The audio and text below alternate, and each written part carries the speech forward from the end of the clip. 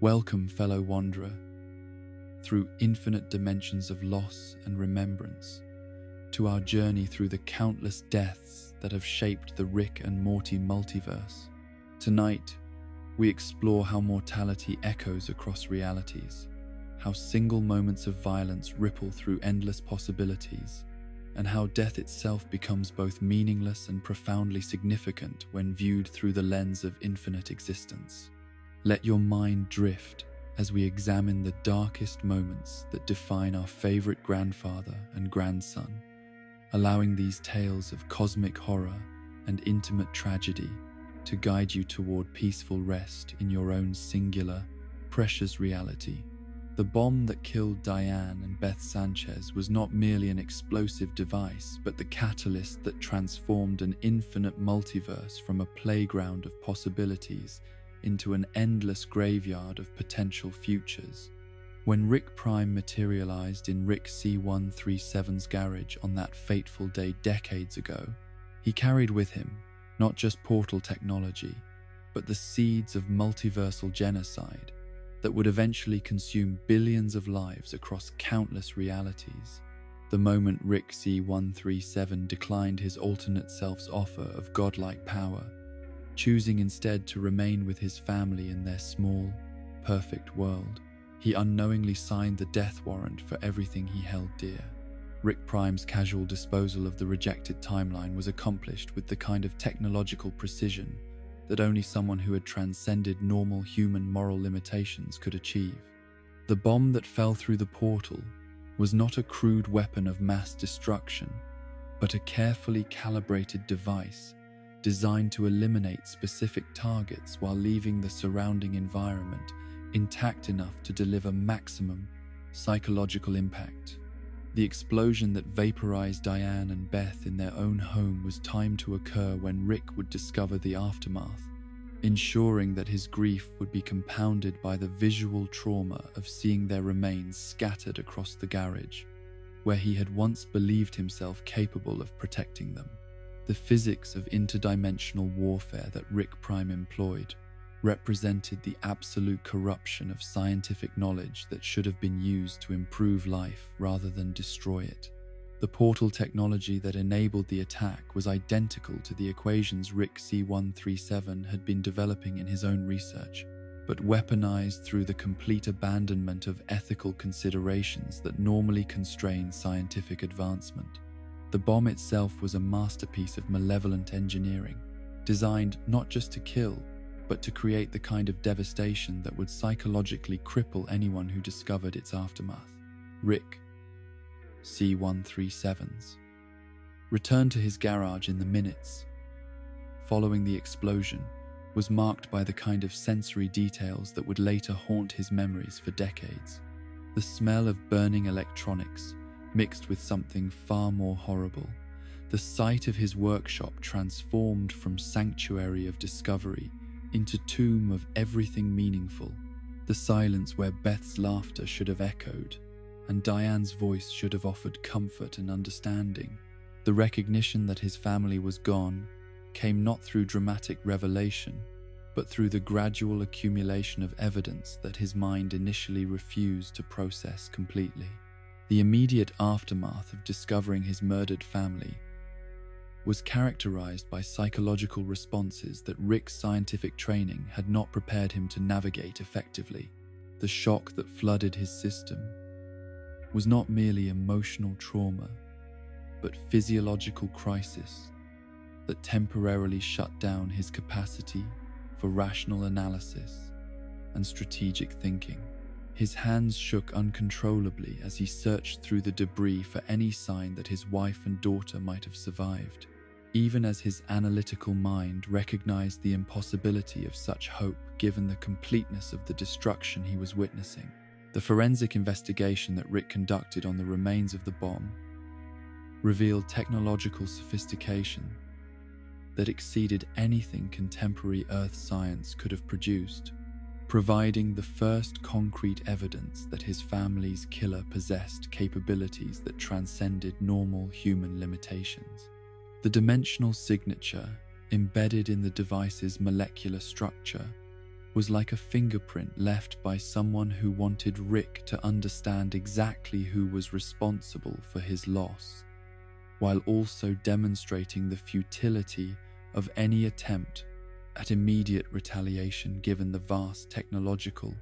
superiority the killer possessed. The realization that his family had been murdered by another version of himself created psychological complications that transcended simple grief or anger to encompass fundamental questions about identity and moral responsibility that Rick was not equipped to answer satisfactorily. The face that had appeared in his garage belonged to someone who shared his basic genetic structure and intellectual capabilities, but had made choices that led to the complete abandonment of everything Rick considered sacred, meaningful. The recognition that he and his family's killer were essentially the same person forced Rick to confront uncomfortable possibilities about his own potential for evil that he had never previously considered seriously. Rick Prime's message, delivered through the bomb's dimensional signature, was not merely a taunt, but a sophisticated form of psychological warfare designed to corrupt Rick's understanding of himself and his relationship to the multiverse. The implication that Rick C-137's choice to reject portal technology had somehow caused his family's death was a deliberate distortion of causality that shifted responsibility from the perpetrator to the victim, while also suggesting that Rick's moral superiority was based on ignorance rather than genuine ethical commitment. The message was crafted to plant seeds of self-doubt that would grow into the kind of philosophical poison that eventually enabled Rick's own transformation into a multiversal killer. The time loop that Rick constructed in the days following his family's death was ostensibly designed to preserve their final day together, but actually represented his first step toward the kind of technological solutions to emotional problems that would characterize his approach to relationships for the rest of his life. The device that trapped the consciousness of everyone in his dimension within 24 hours of repetitive experience was presented to himself as a memorial to his lost loved ones, but functioned as a form of psychological torture that ensured his guilt and pain would never fade through natural healing processes. The artificial intelligence version of Diane that Rick programmed during his deepest period of grief was not a loving recreation of his wife's personality, but a deliberately cruel simulation designed to punish himself for his perceived failures as husband and protector. The AI possessed all of Diane's intellectual capabilities and memories, but none of the forgiveness and understanding that had made their relationship sustainable during Rick's years as a relatively normal human being. Every conversation with the artificial Diane became an exercise in self-recrimination, as she reminded him of every argument they had ever had,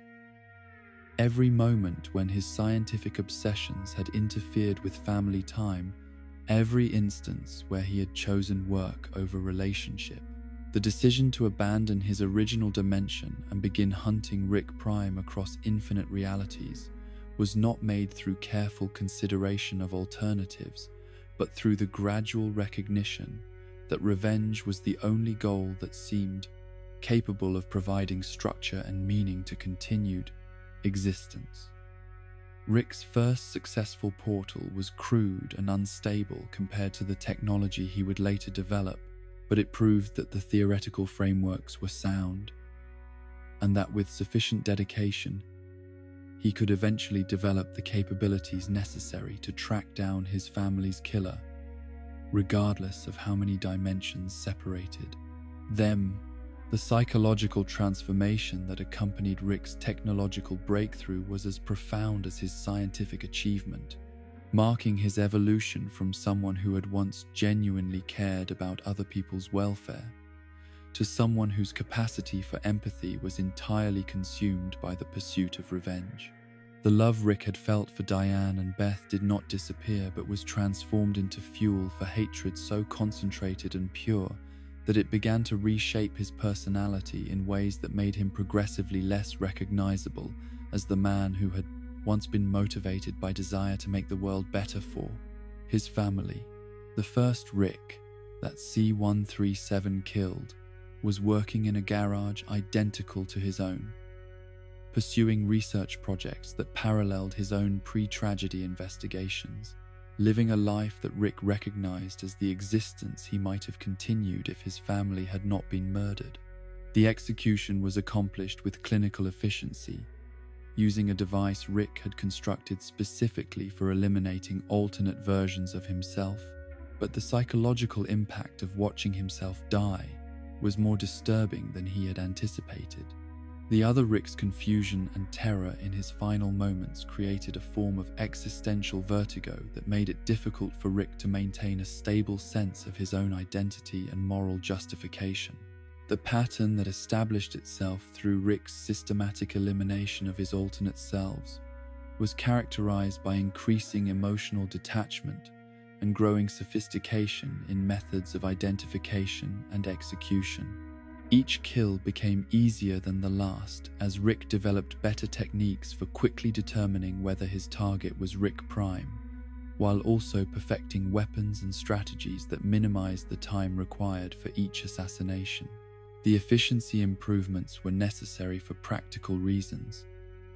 but also served to insulate Rick from the psychological impact of mass murder by transforming killing into a technical problem that could be solved through superior planning and equipment. The accumulation of Rick corpses across multiple dimensions began to attract attention from other versions of himself, who had also developed portal technology and were aware of the systematic elimination campaign being conducted by someone with intimate knowledge of Rick's psychology and capabilities. The defensive measures that various Ricks attempted to implement were largely ineffective against someone who understood their thought processes and behavioral patterns better than they understood themselves. But the attempts at resistance created escalating conflicts that transformed Rick's hunt from targeted assassination to open warfare against the entire concept of Rick Sanchez as a force for scientific progress and discovery. The bombing of the gathering of Ricks who had assembled to address the threat represented Rick's final abandonment of any pretense that his mission was limited to finding and eliminating Rick Prime. The explosion that killed dozens of Ricks simultaneously demonstrated both his technological superiority and his complete transformation into exactly the kind of being who would casually destroy families and communities when they became inconvenient obstacles to achieving personal objectives. The irony that Rick had become indistinguishable from the monster he hunted was lost on him during this period of his development, as his capacity for self-reflection had been entirely consumed by practical considerations about tactical efficiency and strategic advantage. The fear that other Ricks began displaying when confronted with evidence of C-137's capabilities served as validation of his transformation from victim seeking justice to apex predator, whose very existence represented an apex predator, existential threat to anyone who shared his basic identity. The reputation that preceded him into new dimensions made his work both easier and more psychologically corrosive, as the terror he inspired in his targets highlighted how completely he had diverged from anything resembling normal human moral categories or emotional responses. The formation of the Citadel of Ricks was a direct response to the threat that C-137 represented, but it also demonstrated the fundamental similarity between his approach to solving problems and the organizational strategies employed by his supposed victims. The alliance of Ricks who banded together for mutual protection was motivated by the same survival instincts and strategic thinking that drove Rick's own behavior, but their bureaucratic approach to managing interdimensional affairs represented the kind of collaborative civilization that Rick had abandoned when he chose violence over cooperation as his primary method for achieving desired outcomes. Rick's rejection of the Citadel's offers of membership and his continued isolation in pursuit of revenge marked his final transition from damaged human being seeking justice to cosmic horror whose existence threatened the stability of multiversal civilization itself. The other Ricks who formed defensive alliances retained enough connection to normal human values to seek security through mutual aid and shared resources, while Rick had evolved beyond any need for such connections through his transformation into something that transcended ordinary moral limitations and social obligations. The years Rick spent hunting Rick Prime across infinite realities completed his evolution from loving family man to multiversal weapon capable of casual genocide in pursuit of personal objectives. But perhaps the most tragic aspect of his transformation was not the violence he inflicted on others, but his gradual recognition that he had become exactly the kind of being who might drop bombs through portals into strangers' garages without considering the consequences for innocent families, who had never threatened or harmed anyone. The man who had once refused Rick Prime's offer because he was a different kind of Rick had systematically eliminated every meaningful difference between himself and the monster he hunted, completing a cycle of corruption that began with justified anger and ended with the complete abandonment of everything that had once made life worth living. The systematic elimination of Ricks across infinite dimensions began not with grand strategy or careful planning, but with the desperate fury of a man who had discovered that his greatest enemy wore his own face. Rick C-137's campaign against his alternate selves started as a hunt for one specific target, but gradually evolved into something approaching multiversal genocide, as the psychological toll of killing himself repeatedly transformed justified revenge into compulsive violence that served no purpose beyond the temporary relief of inflicting suffering on beings who reminded him of his own failures and limitations. The first gathering of Ricks that C-137 discovered was a small,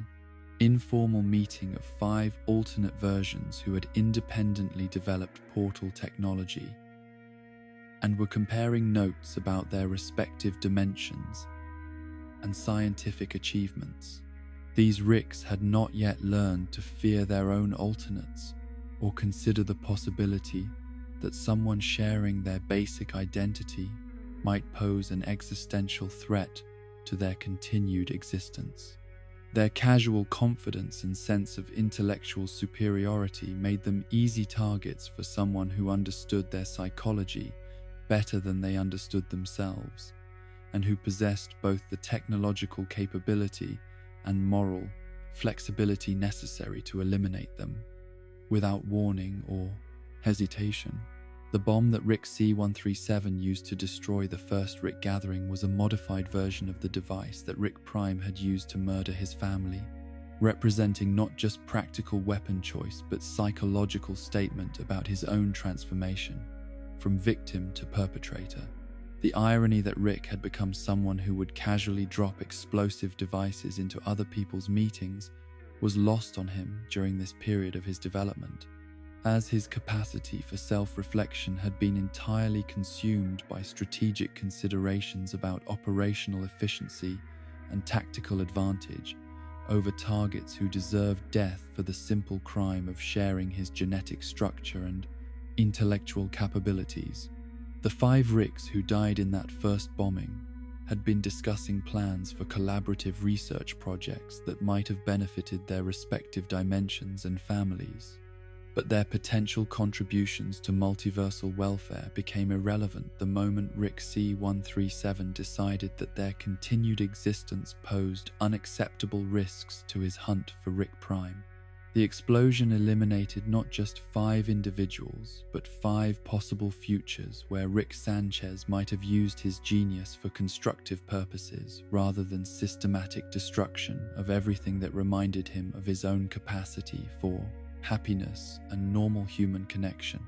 The psychological impact of watching 5 versions of himself die simultaneously was more profound than Rick had anticipated, creating a form of existential vertigo that made it difficult to maintain stable sense of personal identity and moral justification for his actions. The faces that looked back at him in their final moments were his own face,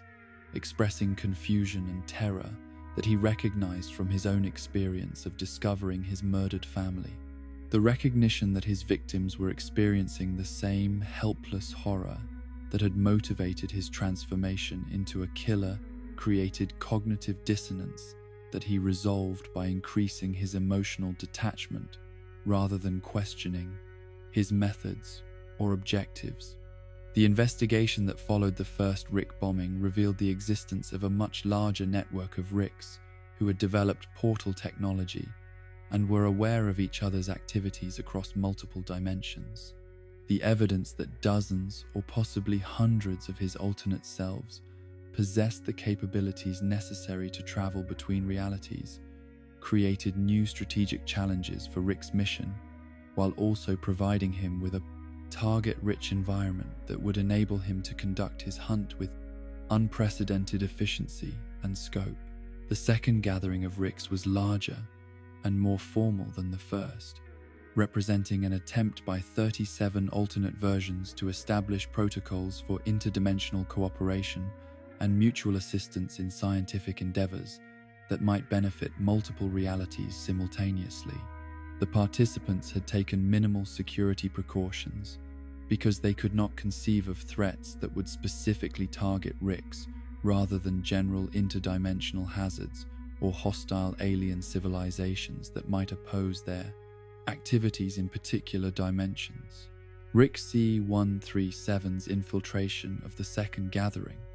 was accomplished through careful impersonation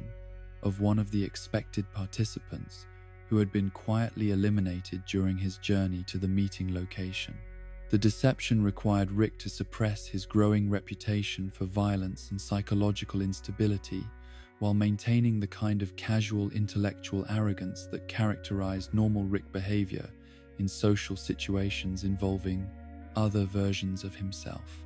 The performance was challenging but manageable for someone whose understanding of Rick's psychology had been refined through months of systematic observation and elimination of his alternate selves. The device that Rick planted during the second gathering was more sophisticated than his previous weapon, designed not just to kill, but to inflict maximum psychological trauma on anyone who might survive the initial explosion and discover its aftermath. The bomb was programmed to detonate during the keynote presentation on collaborative research methodologies, ensuring that the participants would be focused on optimistic discussions about mutual benefit and scientific progress when death arrived without warning or possibility of escape or resistance. The 37 Ricks who died in the second bombing represented a significant portion of the known interdimensional Rick population, but their elimination also served to establish Rick C-137's reputation as someone whose capabilities exceeded anything that normal cooperative defense measures could counter effectively. The survivors who discovered the aftermath spread word of his methods and psychological state, creating the foundation for the fear-based responses that would characterize future encounters between C-137 and his remaining alternate selves. The forensic evidence that Rick left at the scene of the second bombing was deliberately crafted to communicate specific messages about his identity, capabilities, and psychological motivations to any Rick who might investigate the attack. The dimensional signature embedded in the explosive device was unmistakably Rick technology, but modified in ways that demonstrated technical sophistication beyond what collaborative research had achieved. The timing and targeting of the attack revealed intimate knowledge of Rick behavioral patterns, while also suggesting complete abandonment of the ethical constraints that limited normal Rick activities. The psychological warfare component of Rick's campaign was as important as the physical violence he inflicted,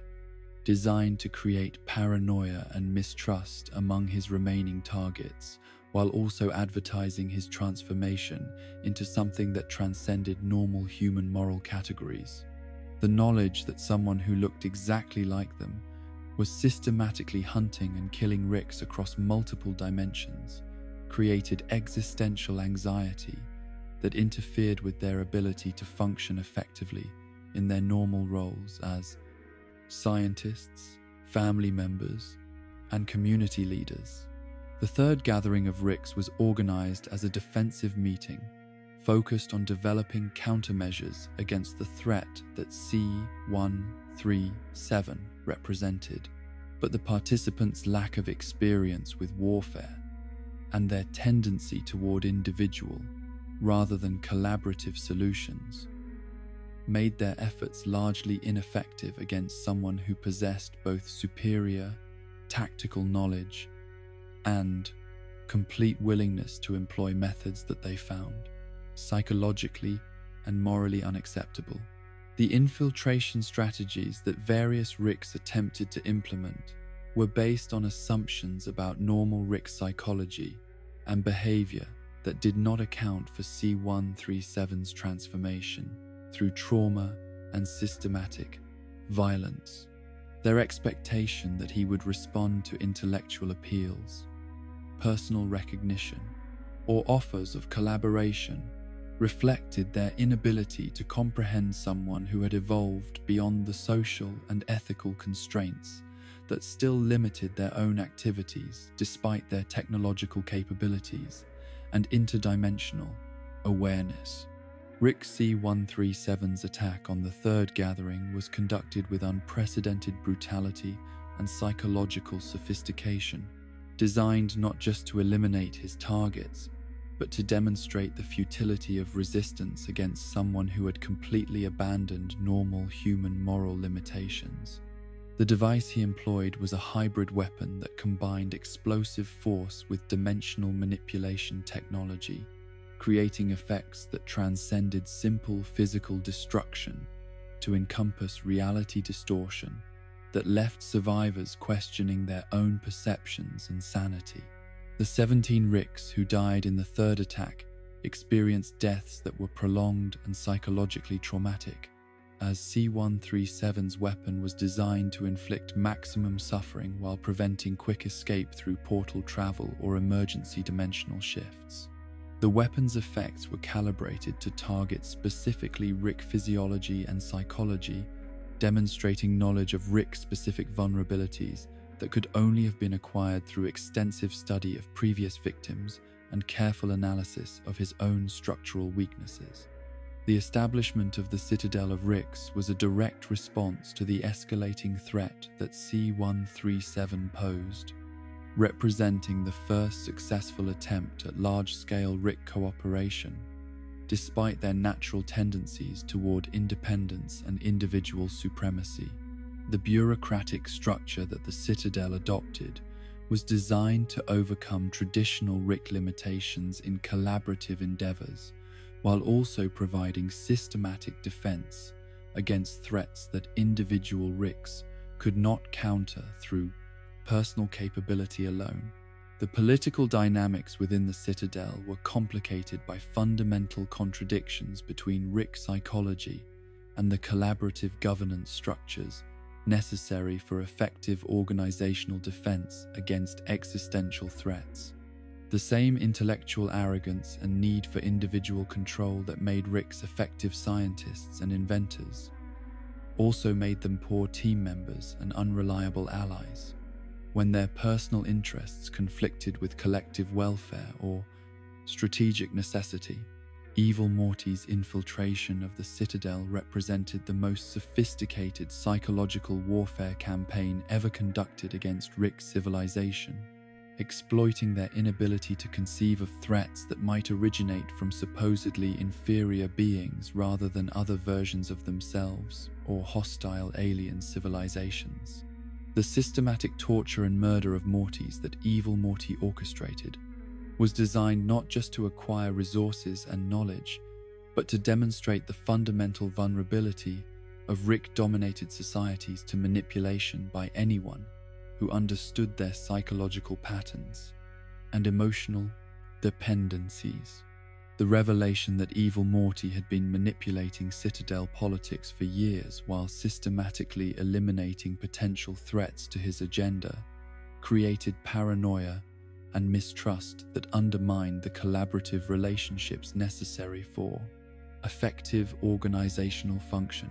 The discovery that someone who appeared to be a harmless Morty could orchestrate mass murder and political manipulation with efficiency that exceeded anything normal Ricks could achieve challenged their basic assumptions about intelligence, capability, and the relationship between genius and power. The coup that brought evil Morty to power within the Citadel was accomplished through careful exploitation of existing political tensions and Rick psychology rather than superior firepower or technological advantage. The campaign relied on Rick's tendency toward factionalism and their inability to subordinate individual interests to collective welfare when faced with complex political challenges that required sustained cooperation and mutual trust. The mass execution of Ricks that accompanied evil Morty's rise to power was conducted with theatrical efficiency designed to maximize psychological impact on survivors, while also demonstrating complete control over the supposedly superior beings who had created the Citadel as protection against threats like C-137. The systematic nature of the killings revealed planning and resource management capabilities that exceeded anything the Citadel's founders had achieved during their years of collaborative effort.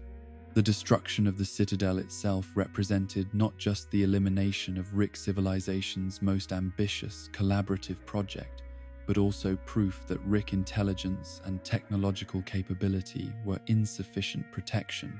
against threats that understood their psychology better than they understood themselves. The collapse of the dimensional barriers that had isolated the Citadel from external threats created chaos that enabled evil Morty's escape, while also exposing the surviving Ricks to dangers they had spent years trying to avoid. The psychological aftermath of the Citadel's destruction left surviving Ricks questioning fundamental assumptions about their own superiority and the relationship between intelligence and survival in a multiverse where understanding other people's psychology could be more important than technical knowledge or scientific capability. The recognition that their greatest achievements could be undone by someone they had dismissed as intellectually inferior created existential anxiety that interfered with their ability to rebuild their collaborative institutions or develop effective defenses against future threats. Rick C-137's response to the Citadel's destruction was complicated by recognition that evil Morty had accomplished objectives similar to his own through methods that were arguably more sophisticated and psychologically devastating than anything he had achieved during his years of systematic Rick elimination. The discovery that someone else shared his capacity for large-scale violence against Rick's civilization created uncomfortable questions about whether his own transformation into a multiversal killer was as unique or justifiable as he had assumed. The broader implications of the Citadel massacre extended beyond the immediate death toll to encompass the elimination of Rick's civilization as a potential force for positive change in the multiverse. The collaborative research projects that had been developing within the Citadel represented the best hope for using Rick intelligence and technological capability for constructive purposes, but their destruction ensured that Rick genius would remain primarily associated with violence, chaos, and the kind of casual disregard for other people's welfare that had motivated both C-137's campaign and evil Morty's revenge. The documentation that survived the Citadel's destruction provided evidence of the scope and systematic nature of Rick deaths across multiple dimensions during the period of C-137's hunt and evil Morty's manipulation. The records revealed that hundreds of Ricks had died violent deaths during a relatively brief period of multiversal history, representing a significant reduction in the population of beings capable of advanced scientific achievement and interdimensional travel. The legacy of the Citadel massacre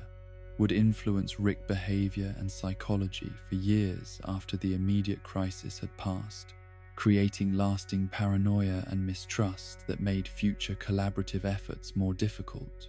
while also serving as warning about the potential consequences of underestimating threats that appeared to originate from supposedly inferior beings. The lesson that intelligence without wisdom and technological capability without moral constraint inevitably led to self-destruction would prove prophetic, as subsequent events demonstrated the continuing vulnerability of Rick civilization to both external threats and internal contradictions, that their genius could not resolve through scientific advancement alone. The love potion that Rick Sanchez created in his garage laboratory was intended to solve what he perceived as a simple social problem through the application of superior scientific knowledge and casual disregard for the complex ethical implications of manipulating human brain chemistry without informed consent. Morty's request for help with his romantic interest in Jessica had seemed like an opportunity for Rick to demonstrate grandfatherly wisdom, while also showcasing his technological capabilities in service of what appeared to be a harmless goal that would boost his grandson's confidence and social development. The chemical compound that Rick synthesized was not the subtle influence serum he claimed to be creating, but rather a powerful neurological weapon capable of fundamentally altering human behavior and spreading through airborne transmission in ways that his theoretical knowledge had not predicted or prepared him to control. The casual approach Rick took to safety protocols and dosage calculations reflected his unconscious assumption that individual human welfare was less important than the efficiency of achieving desired outcomes through technological solutions to emotional problems. The initial administration of the love potion to Jessica was accomplished through Rick's typical method of solving problems without considering long-term consequences or the possibility that his interventions might create complications that exceeded his ability to manage through one. Additional technological fixes. The drug was designed to make Jessica temporarily attracted to Morty,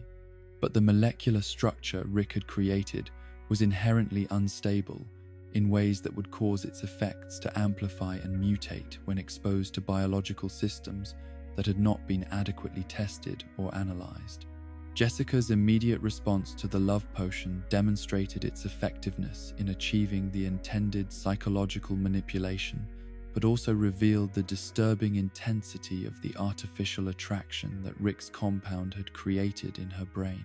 The obsessive behavior and complete loss of normal social inhibitions that characterized her interaction with Morty were early warning signs of the neurological damage that the potion was inflicting on her cognitive processes and emotional police regulation systems. The spread of the love potion's effects throughout Harry Herpson High School occurred with terrifying speed, as the airborne transmission mechanism that Rick had inadvertently created transformed a single dose intended for one person into a contagious agent capable of infecting entire populations through casual respiratory contact. The transformation of Jessica's classmates into Morty-obsessed creatures happened so quickly that neither Rick nor Morty initially understood the scope of the disaster they had unleashed through their casual manipulation of human brain chemistry. The escalation from school-wide infection to global pandemic represented one of the most catastrophic failures of scientific judgment in recorded multiversal history, demonstrating how Rick's godlike confidence in his own abilities could create existential threats to entire civilizations when combined with his fundamental inability to predict or control the complex interactions between his inventions, and biological systems he did not fully understand. The love potion's mutation into a globally transmissible agent occurred through chemical processes that should have been anticipated by someone with Rick's knowledge, but were overlooked due to his arrogant assumption that problems could be solved through the application of superior intelligence without careful consideration of systemic risks.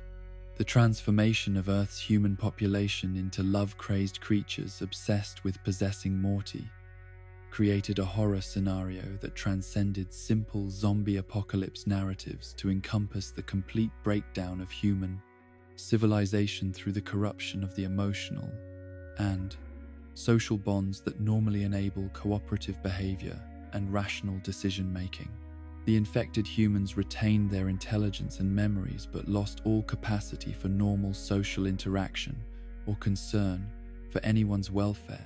except their overwhelming need to be near Morty, regardless of the consequences for themselves or others. The pursuit scenes that followed the global infection were characterized by violence and desperation that reflected the complete abandonment of human moral constraints when neurological manipulation eliminated the psychological barriers that normally prevent people from harming others in pursuit of personnel désir. The infected population's willingness to injure or kill anyone who stood between them and Morty demonstrated how Rick's casual approach to brain chemistry had effectively transformed the entire human species into a single-minded, predatory collective that threatened not just Morty's safety, but the basic concept of human civilization. Rick's response to the global catastrophe he had created was characteristically analytical and devoid of emotional investment in outcomes that affected people outside his immediate family circle. His primary concern was not the suffering of billions of infected humans or the collapse of human society, but rather the inconvenience that the situation posed for his and Morty's continued comfortable existence in a reality that had become uninhabitable due to his own technological irresponsibility and casual disregard for safety protocols. The cure that Rick developed to address the love potion pandemic was formulated with the same haste and lack of comprehensive testing that had characterized his original creation, reflecting his persistent inability to learn from mistakes or acknowledge that his problems required more careful analysis rather than faster technological solutions. The antidote was designed to counteract the neurological effects of the love potion, but was created without adequate understanding of how the original compound had mutated during its global transmission, or how the cure might interact with the altered brain chemistry of billions of infected individuals.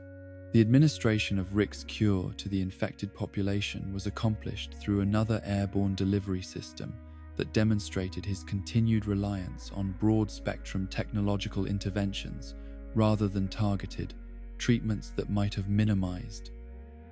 unintended consequences. The decision to release an untested chemical compound into Earth's atmosphere represented the same kind of casual disregard for potential side effects that had created the original crisis, but Rick's desperation to resolve the situation quickly overrode any consideration of alternative approaches that might have been safer for the affected population. The cure's transformation of the love-crazed humans into grotesque genetic mutations represented an outcome that was arguably worse than the original problem, as the infected individuals retained their obsessive focus on Morty, while also acquiring physical characteristics that made them both more dangerous and more psychologically disturbing to encounter.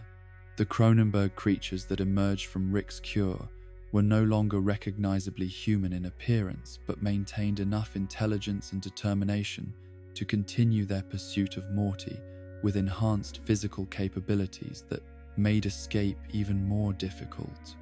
The systematic mutation of Earth's entire human population into Cronenberg monsters occurred within hours of the cure's release, creating a planet-wide transformation that eliminated human civilization, not through death, but through the corruption of human identity into something that retained consciousness and memory, but had lost all physical resemblance to the species that had once dominated the planet. The speed and completeness of the transformation demonstrated the awesome power of Rick's technology when applied without adequate safety measures or consideration for unintended consequences. The psychological horror that Rick and Morty experienced while witnessing the transformation of their friends, family, and neighbors into Cronenberg creatures was compounded by their recognition that these beings retained enough of their original personalities to be recognizable as specific individuals, despite their physical mutations. Jerry's parents, Morty's classmates, and everyone they had ever known remained psychologically present within their transformed bodies, creating a form of living death that was more disturbing than simple physical destruction would have been.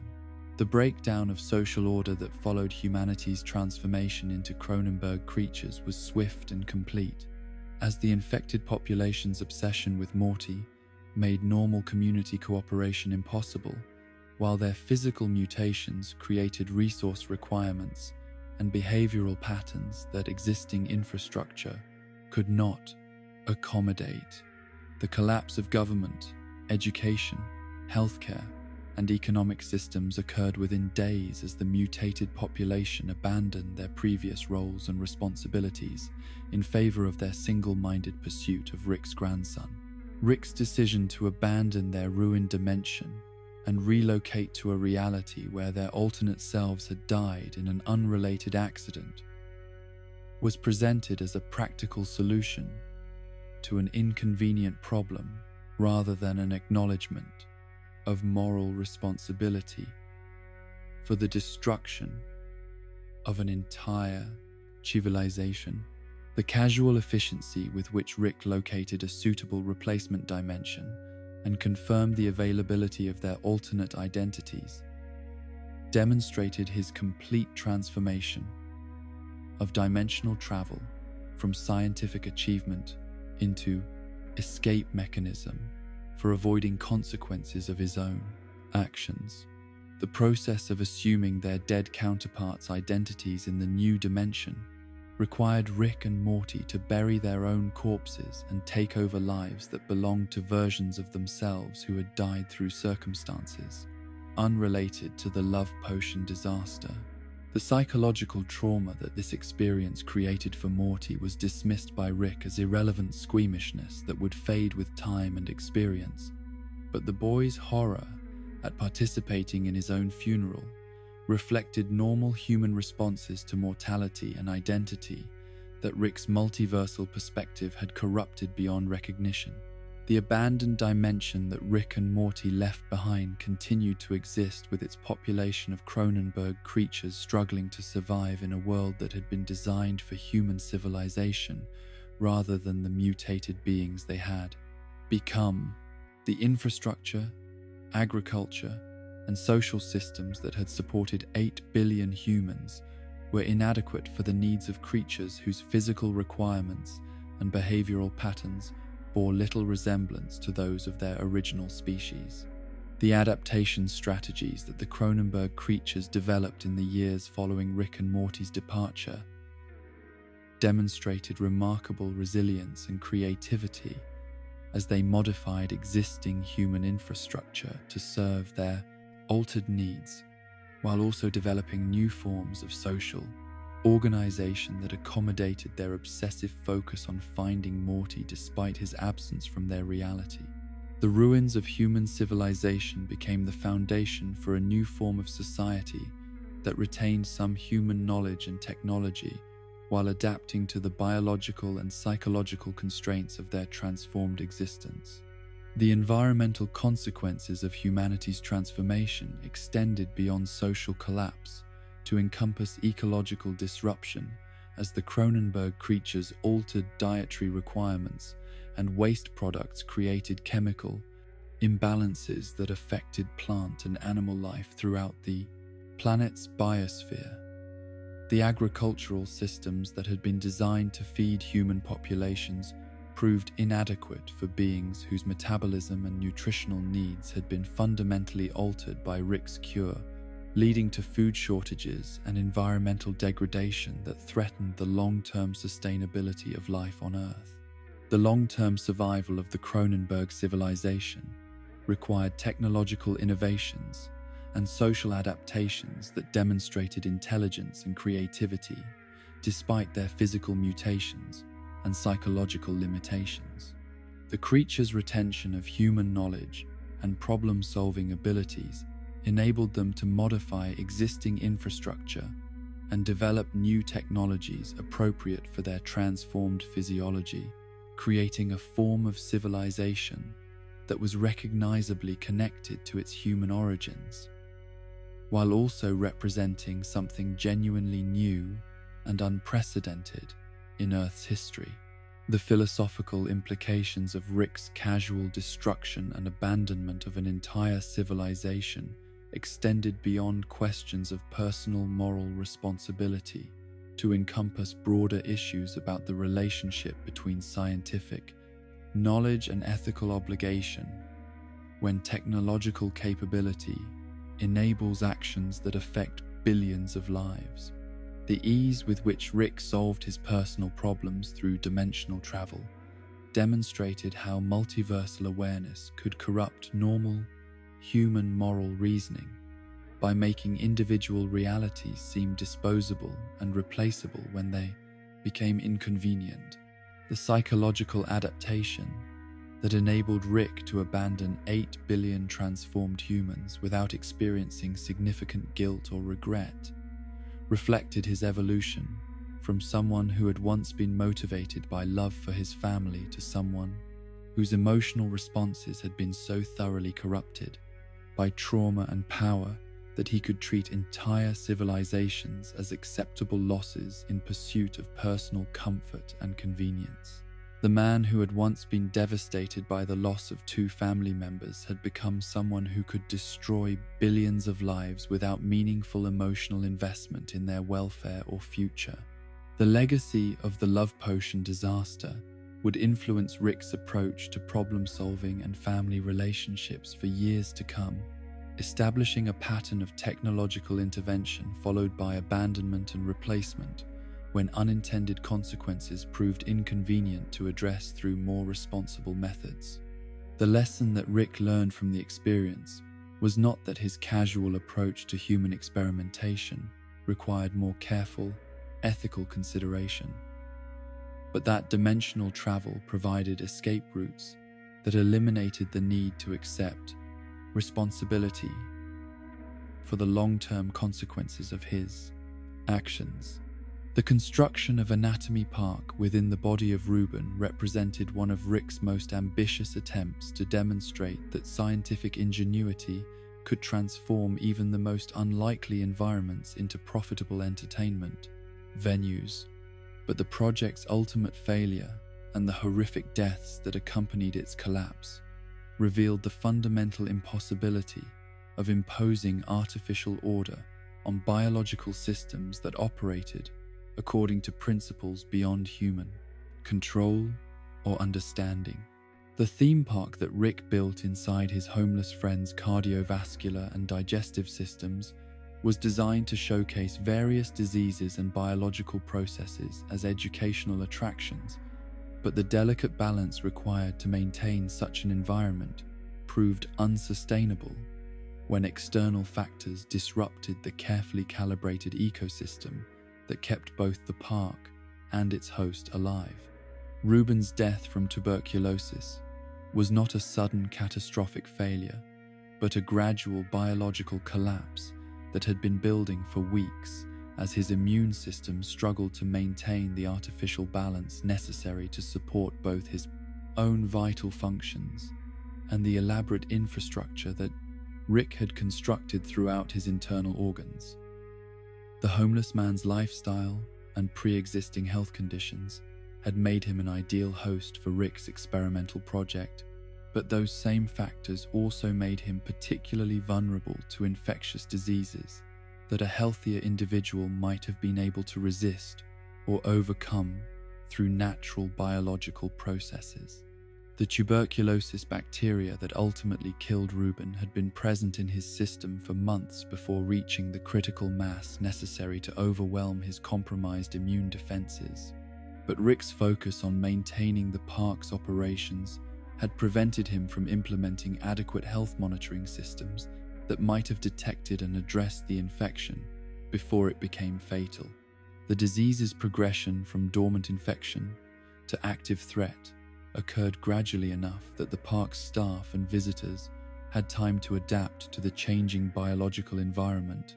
But the final crisis developed with sufficient speed to trap everyone inside when Ruben's death made evacuation through normal portal technology impossible. The Anatomy Park staff who found themselves trapped inside Ruben's dying body represented a diverse collection of scientists, entertainers, and maintenance personnel who had been recruited for their expertise in various biological and technical fields,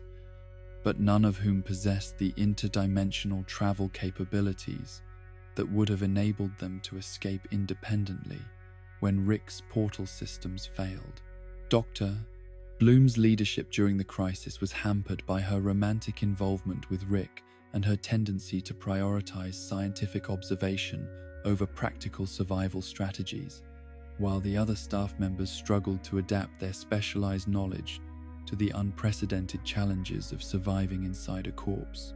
Alexander's role as a guide and interpreter for park visitors had made him familiar with the layout and biological systems throughout Ruben's body, but his knowledge was primarily theoretical rather than practical, leaving him unprepared for the physical demands of navigating a hostile environment where normal safety protocols no longer applied. His youth and inexperience with crisis management made him particularly vulnerable to the psychological stress of being trapped in a dying body. But his genuine desire to help others survive created emotional connections with Morty that would make his eventual death more personally devastating for everyone who witnessed it. The outbreak of tuberculosis within Ruben's respiratory system created a cascade of biological failures that transformed the carefully controlled environment of Anatomy Park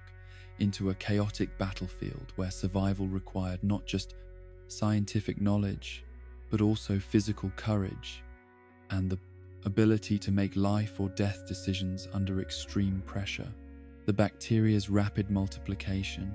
and spread throughout the lung tissue disrupted the artificial atmosphere that had made the park habitable for normal human visitors, forcing the survivors to adapt quickly to increasingly toxic conditions, while also dealing with the mechanical failures that accompanied the breakdown of Rick's life support systems. Poncho's decision to open fire on the tuberculosis bacteria, while the survivors were navigating through Ruben's lung tissue, represented a desperate attempt to control the infection through direct violent intervention. But his actions created additional complications that made escape more difficult, while also demonstrating the fundamental inadequacy of conventional weapons against biological threats that operated according to principles beyond normal physical combat. The military training that had prepared Poncho for conventional warfare was largely irrelevant in an environment where the enemy was microscopic and the battlefield was organic tissue that responded unpredictably to damage. The vacuum effect that Poncho's gunfire created within Ruben's lungs was a predictable consequence of disrupting the delicate pressure balance that maintained atmospheric conditions suitable for human survival. But the force generated by the dying man's reflexive coughing exceeded anything that normal lung capacity should have been able to produce. The artificial modifications that Rick had made to Ruben's respiratory system to accommodate the park's infrastructure had created structural vulnerabilities that amplified normal biological responses into potentially lethal forces capable of destroying anything caught within the airflow. Alexander's attempt to help the other survivors navigate the increasingly dangerous environment was motivated by genuine heroism and selfless concern for their welfare, but his lack of experience with the kind of extreme physical stresses they were encountering made him particularly vulnerable to the catastrophic forces that Ruben's death throes were unleashing throughout his body. The young man's determination to ensure that everyone escaped safely reflected admirable moral character, but his physical limitations and inadequate preparation for crisis survival made his good intentions insufficient protection against the biological and mechanical hazards they faced. Morty's desperate attempt to save Alexander by grabbing his hand during the second coughing episode demonstrated the boy's instinctive compassion and his growing understanding of the moral obligations that came with possessing superior knowledge and capabilities in life-threatening situations.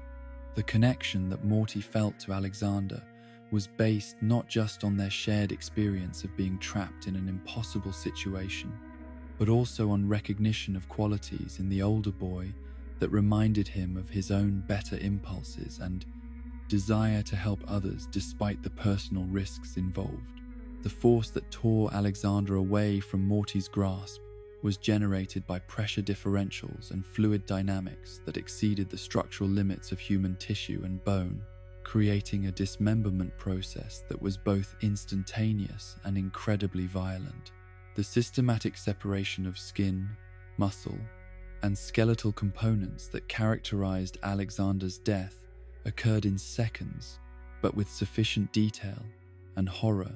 to traumatize everyone who witnessed it, while also demonstrating the awesome power of biological forces when they exceeded the parameters for which human bodies had evolved. The progression of Alexander's dismemberment followed predictable anatomical patterns as the weakest connections between different tissue types failed first, followed by the separation of major muscle groups from their skeletal attachments, and finally, the complete structural collapse that reduced a functioning human being to component parts scattered throughout Ruben's respiratory system. The speed of the process prevented Alexander from experiencing prolonged suffering, but the violence and completeness of his destruction created psychological trauma for the survivors that would persist long after they escaped from their biological prison. The expulsion of Alexander's remains through Ruben's mouth created a grotesque reversal of normal respiratory function that demonstrated how death transforms biological systems from mechanisms for sustaining life into processes for expelling waste and decay. The scattered tissue and bone fragments that Rick discovered on his face were all that remained of a young man whose life had been ended, not through malice or deliberate violence, but through the intersection of good intentions, scientific hubris, and the fundamental unpredictability of biological systems under extreme stress. The psychological impact of Alexander's death on the surviving Anatomy Park staff was compounded by their recognition that his destruction had been entirely preventable if Rick's safety systems had been more robust, or if the rescue operation had been conducted with greater attention to the physical limitations of human biology in extreme environments. The knowledge that Alexander had died trying to help others survive created guilt and survivor's remorse that interfered with their ability to process their own trauma, while also highlighting the moral complexity of situations where heroic intentions could not overcome practical limitations. Dr. Bloom's scientific analysis of Alexander's death was conducted with professional detachment that masked her personal horror at witnessing such violent destruction of human tissue, but her clinical approach to understanding the biological processes involved also provided the survivors with crucial information about the dangers they still faced and the precautions necessary to prevent similar catastrophes. Her ability to maintain scientific objectivity despite the emotional trauma of the situation demonstrated both professional competence and psychological resilience that would be essential for completing their escape. The bacterial warfare that had been raging throughout Ruben's body during the park's operation became exponentially more dangerous after his death, as the competing microorganisms lost the regulatory constraints that had been imposed by his living immune system and began reproducing and spreading without biological controls. The tuberculosis that had killed their host was now free to consume his tissues without resistance, creating toxic byproducts and environmental hazards that made survival increasingly difficult for the human survivors still trapped within the corpse. The structural collapse of Anatomy Park's infrastructure that accompanied Rubens' biological shutdown was accelerated by the loss of the bioelectric energy that had powered many of the systems necessary for maintaining artificial atmospheric conditions and temperature regulation throughout the facility. The failure of life support systems created cascading emergencies that required the survivors to prioritize immediate survival over the orderly evacuation procedures that had been planned for less catastrophic circumstances. The portal technology that Rick eventually used to extract the survivors from Rubens' body was recalibrated to account for the changed biological conditions within the corpse, but the extraction process required precise timing and coordination that left little margin for error given the ongoing deterioration of their environment. The rescue operation's success was due more to luck and Rick's superior technological capabilities than to careful planning or adequate safety precautions, highlighting the improvised nature of crisis management in situations that exceeded normal scientific prediction and control. The disposal of Rubens' body after the extraction of Anatomy Park's survivors and infrastructure was handled with the same casual efficiency that Rick brought to solving technical problems, but the lack of ceremony or acknowledgement of the homeless man's contribution to the project reflected Rick's fundamental inability to recognize the humanity and dignity of people whose lives he treated as resources for his scientific experiments. The unceremonious end of someone who had provided months of biological hosting for Rick's entertainment venture demonstrated the moral blindness that accompanied his scientific achievements. The long-term psychological consequences of witnessing Alexander's death and experiencing the biological horror of being trapped inside a corpse would influence Morty's development and his understanding of the relationship between scientific advancement and human cost for years to come. The traumatic memories of watching someone die while trying to help others would contribute to Morty's growing moral sophistication and his increasing willingness to challenge Rick's casual disregard for human life when it conflicted with his scientific objectives or personal convenience. The failure of Anatomy Park as both entertainment venue and scientific experiment demonstrated the fundamental limitations of imposing artificial order on biological systems that operated according to principles beyond human understanding or control, while also highlighting the moral problems inherent in treating other people's bodies as raw materials for scientific projects, regardless of the educational or economic benefits such work might produce. The project's collapse served as a warning about the dangers of scientific hubris and the importance of considering human welfare alongside technical achievement in evaluating the success or failure of ambitious experimental undertakings. The transformation of Rick Sanchez into a pickle was not merely a scientific demonstration of his technological capabilities, but a deliberate act of psychological avoidance designed to escape the uncomfortable reality of family therapy through the most extreme form of self-modification that his genius could devise. The serum that Rick injected into himself was formulated with the kind of precision that only someone with complete understanding of human biology and cellular mechanics could achieve, but the motivation behind the transformation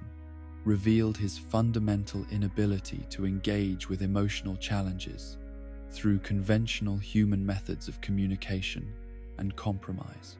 The pickle form that Rick assumed was carefully calculated to render him incapable of participating in family therapy while also providing him with the intellectual challenge of surviving in a radically altered physical state that would require creative problem-solving and technological innovation. The biological constraints imposed by his vegetable body were severe enough to occupy his full attention, while also being theoretically surmountable through the application of superior scientific knowledge and improvised engineering using available materials and organisms. The sewer environment that became Rick's initial survival arena was populated by rats whose intelligence and social organization patterns provided him with both immediate threats and potential resources for constructing the mobility and defensive systems necessary to navigate his transformed existence. The ecosystem of the underground tunnels represented a complex biological community that Rick could exploit through his understanding of animal behavior and physiology, but only if he could overcome the physical limitations imposed by his pickle body and develop effective methods for manipulating his environment. The first rat that Rick encountered in the sewers was dispatched through ingenious use of environmental hazards and his detailed knowledge of rodent anatomy, demonstrating that his intellectual capabilities remained intact despite his physical transformation, while also revealing his willingness to employ lethal force against any creature that posed potential threats to his survival. The killing was accomplished with clinical efficiency that reflected Rick's complete emotional detachment from the violence necessary to acquire the biological components he needed for constructing mobility systems. The exoskeleton that Rick assembled from rat bones and sinew represented a masterpiece of impromptu bioengineering that transformed discarded organic materials into sophisticated mechanical systems capable of providing him with mobility, manipulation capabilities, and defensive protection adequate for surviving in increasingly dangerous environments. The construction process required not just theoretical knowledge of biomechanics, but also practical skills in surgical modification and materials engineering that Rick had apparently acquired during his years of interdimensional adventure and scientific experimentation. The systematic slaughter of the sewer rat population that followed Rick's initial success demonstrated his evolution from defensive survival to active predation, as he acquired the confidence and capability necessary to hunt effectively despite his physical limitations. Each kill was accomplished with increasing efficiency, as Rick refined his techniques for exploiting rat behavior patterns and anatomical vulnerabilities, transforming the underground tunnels into a killing field, where his superior intelligence provided decisive advantages over creatures that possessed greater physical strength and natural familiarity with their environment. The psychological satisfaction that Rick derived from successful hunting and killing was evident in his growing enthusiasm for violence and his increasingly elaborate methods for dispatching his victims through traps, direct combat, and environmental manipulation. The pleasure he took in demonstrating his superiority over supposedly higher life forms reflected his need for validation and control that had been frustrated by the family therapy situation he was avoiding through his pickle transformation.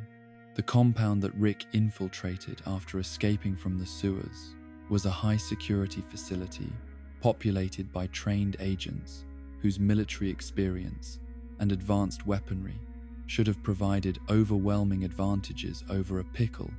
armed with improvised biological components. But Rick's complete disregard for conventional tactical thinking and his willingness to employ methods that normal combatants would find psychologically unacceptable enabled him to overcome superior numbers and firepower through pure, creative violence. The security systems that protected the compound were designed to counter conventional human intruders, rather than someone whose physical form enabled him to access ventilation systems and other infrastructure that normal infiltrators could not utilize effectively. Rick's pickle body provided him with unique advantages in mobility and concealment that compensated for his lack of natural weapons or defensive capabilities, while also enabling surprise attacks that his enemies were not prepared to counter. The first agent that Rick killed in the compound was eliminated through careful exploitation of environmental hazards and the man's own equipment, demonstrating that Rick's transformation had not diminished his ability to analyze tactical situations and identify optimal methods for achieving lethal outcomes with minimal risk to himself. The death was accomplished through creative use of the facility's own security measures, turning defensive systems into weapons that could be manipulated by someone with sufficient understanding of their operational principles. The trap that Rick constructed using pencils and structural modifications to the compound's flooring represented perhaps his most psychologically disturbing achievement during the infiltration, as the device was designed not just to kill but to inflict prolonged suffering on victims who would experience impalement through multiple penetration wounds that would cause massive trauma while preventing quick death through shock or blood loss. The careful calibration of pencil placement and the timing mechanism that triggered the floor collapse revealed planning and preparation that exceeded what should have been possible given Rick's limited time and resources. The two agents who fell into Rick's pencil trap experienced deaths that were characterized by systematic tissue destruction, as the sharpened writing implements penetrated their bodies at multiple points, creating wounds that severed major blood vessels, while also causing extensive damage to internal organs and skeletal structure. The victims remained conscious during the initial stages of their impalement, as their bodies' natural shock responses were overwhelmed by the extent and distributed nature of their injuries. The psychological horror of being impaled on dozens of pencils was compounded by the victims' recognition that their deaths were the result of deliberate planning and preparation by someone whose intelligence had enabled him to transform ordinary office supplies into sophisticated torture devices. The realization that a pickle had outsmarted and killed trained agents through superior tactical thinking and creative use of available materials created existential terror that transcended normal fear of death to encompass fundamental questions about human superiority and the relationship between intelligence and survival. The agony experienced by the impaled agents was prolonged by the specific placement and angles of penetration that Rick had calculated to maximize suffering while preventing immediate death through catastrophic organ failure or rapid blood loss. Each pencil created its own center of pain and trauma, while the combination of wounds created systemic shock that interfered with the victim's ability to process their situation rationally or attempt effective escape or resistance. The deaths of the impaled agents served multiple purposes beyond simple elimination of threats to Rick's mission, as the elaborate nature of the trap and the visible suffering of the victims created psychological warfare effects that would influence the behavior and decision-making of other agents who discovered the aftermath. The message communicated through such creative violence was that their opponent possessed capabilities and psychological characteristics that exceeded anything their training had prepared them to counter effectively. The investigation of the pencil trap by surviving agents revealed technological sophistication and tactical planning that should have been impossible for any individual to accomplish within the limited time frame available, forcing them to revise their assumptions about the nature and capabilities of the threat they were facing. The recognition that someone could transform their own facility into a death trap using readily available materials created paranoia and uncertainty that interfered with their ability to coordinate effective countermeasures. The escalation of Rick's assault on the compound was characterized by increasingly elaborate and psychologically disturbing methods for eliminating his targets as he gained access to more sophisticated materials and equipment that could be repurposed for creative violence. Each subsequent kill demonstrated greater confidence and enjoyment in the process of causing death through superior planning and execution, revealing how his pickle transformation had liberated psychological tendencies that were normally constrained by social expectations and legal consequences. The laser security system that Rick manipulated to kill multiple agents simultaneously represented the pinnacle of his tactical creativity during the compound infiltration, as he transformed defensive technology into an offensive weapon that could eliminate several targets, while also creating spectacular visual effects that served no practical purpose beyond Rick's personal satisfaction in demonstrating his superiority over supposedly professional killers. The deaths were accomplished with technological precision that highlighted his understanding of both the security system's operational principles and human anatomy's vulnerabilities to directed energy weapons. The victims of Rick's laser trap experienced instantaneous tissue destruction as the concentrated energy beams severed their bodies with surgical precision, creating wounds that were characterized by immediate cauterization and complete separation of biological structures along the beam paths. The deaths were quick, but visually dramatic, serving Rick's psychological needs for validation and spectacle, while also demonstrating his complete transformation from someone who had once valued human life into someone who could treat people as obstacles to be eliminated through whatever methods proved most efficient and entertaining. The cleanup and evidence disposal that followed Rick's systematic elimination of the compound's security force was conducted with professional thoroughness that revealed his experience with covering up violent crimes and his prosaic understanding of forensic investigation techniques that might be used to trace his activities. The methodical approach to removing fingerprints, DNA evidence, and other traces of his presence demonstrated planning capabilities that extended beyond immediate tactical concerns to encompass long-term security and the prevention of future retaliation. The psychological aftermath of Rick's compound assault was characterized by satisfaction and pride in his achievements, rather than guilt or remorse about the lives he had taken, revealing how his pickle transformation had served as psychological justification for expressing violent impulses that his normal human form might have constrained through social conditioning and ethical considerations. The pleasure he derived from successful killing indicated a fundamental shift in his relationship to violence, from necessary evil to recreational activity. The reunion with his family after his return to human form was complicated by Rick's inability to acknowledge or discuss the extent of violence he had employed during his absence, creating additional layers of deception and emotional distance that further damaged his relationships with people who were already struggling to understand his priorities and motivations. The casual way he dismissed questions about his activities revealed his assumption that family members did not deserve complete honesty about his methods or psychological state. The long-term consequences of Rick's pickle rampage extended beyond the immediate death toll to encompass the psychological changes that the experience had created in his approach to problem-solving and conflict resolution.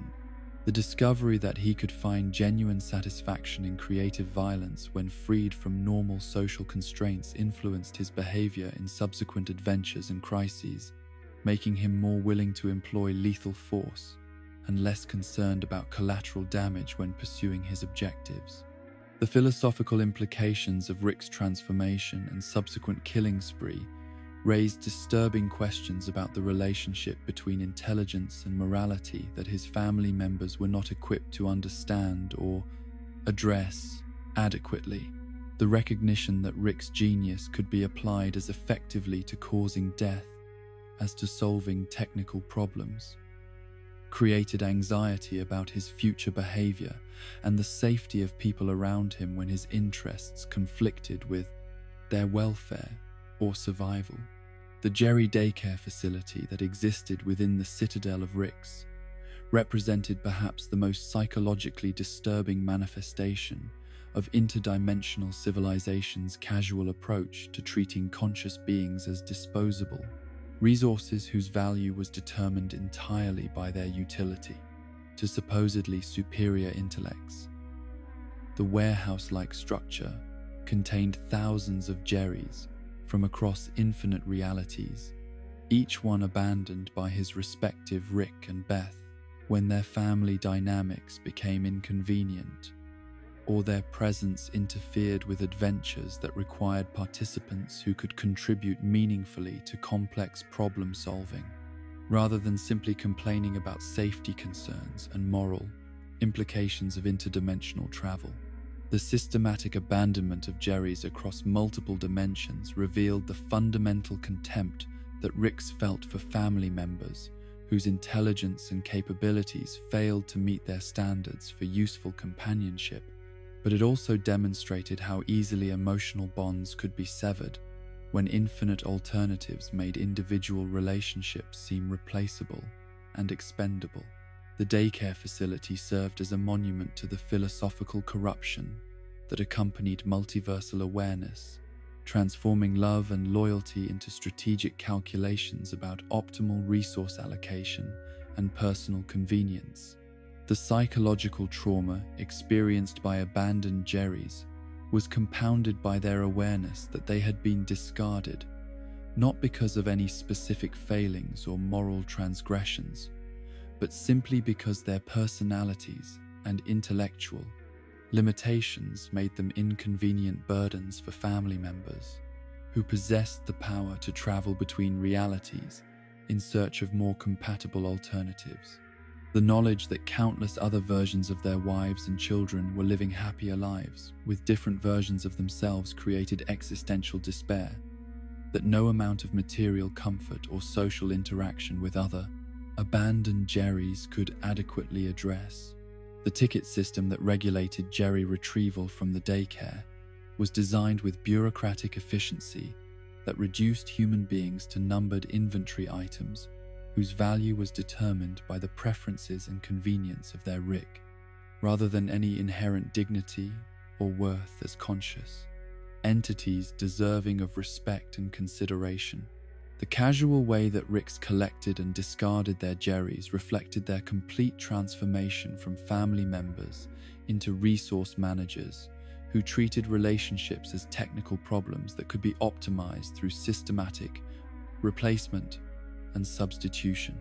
The evidence of Rick's systematic disposal of Morty corpses across multiple dimensions was preserved in video surveillance footage that documented decades of casual body disposal following adventures that had resulted in their grandson's death through Rick's recklessness, poor planning,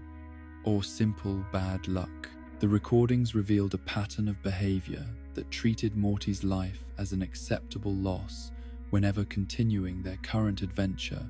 proved more convenient than implementing adequate safety precautions or accepting responsibility for dangerous situations that Rick's decisions had created.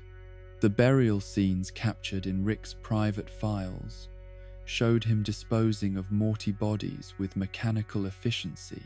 that reflected his complete emotional detachment from the death of someone he claimed to love and protect. Each corpse was treated as waste material to be disposed of quickly and quietly,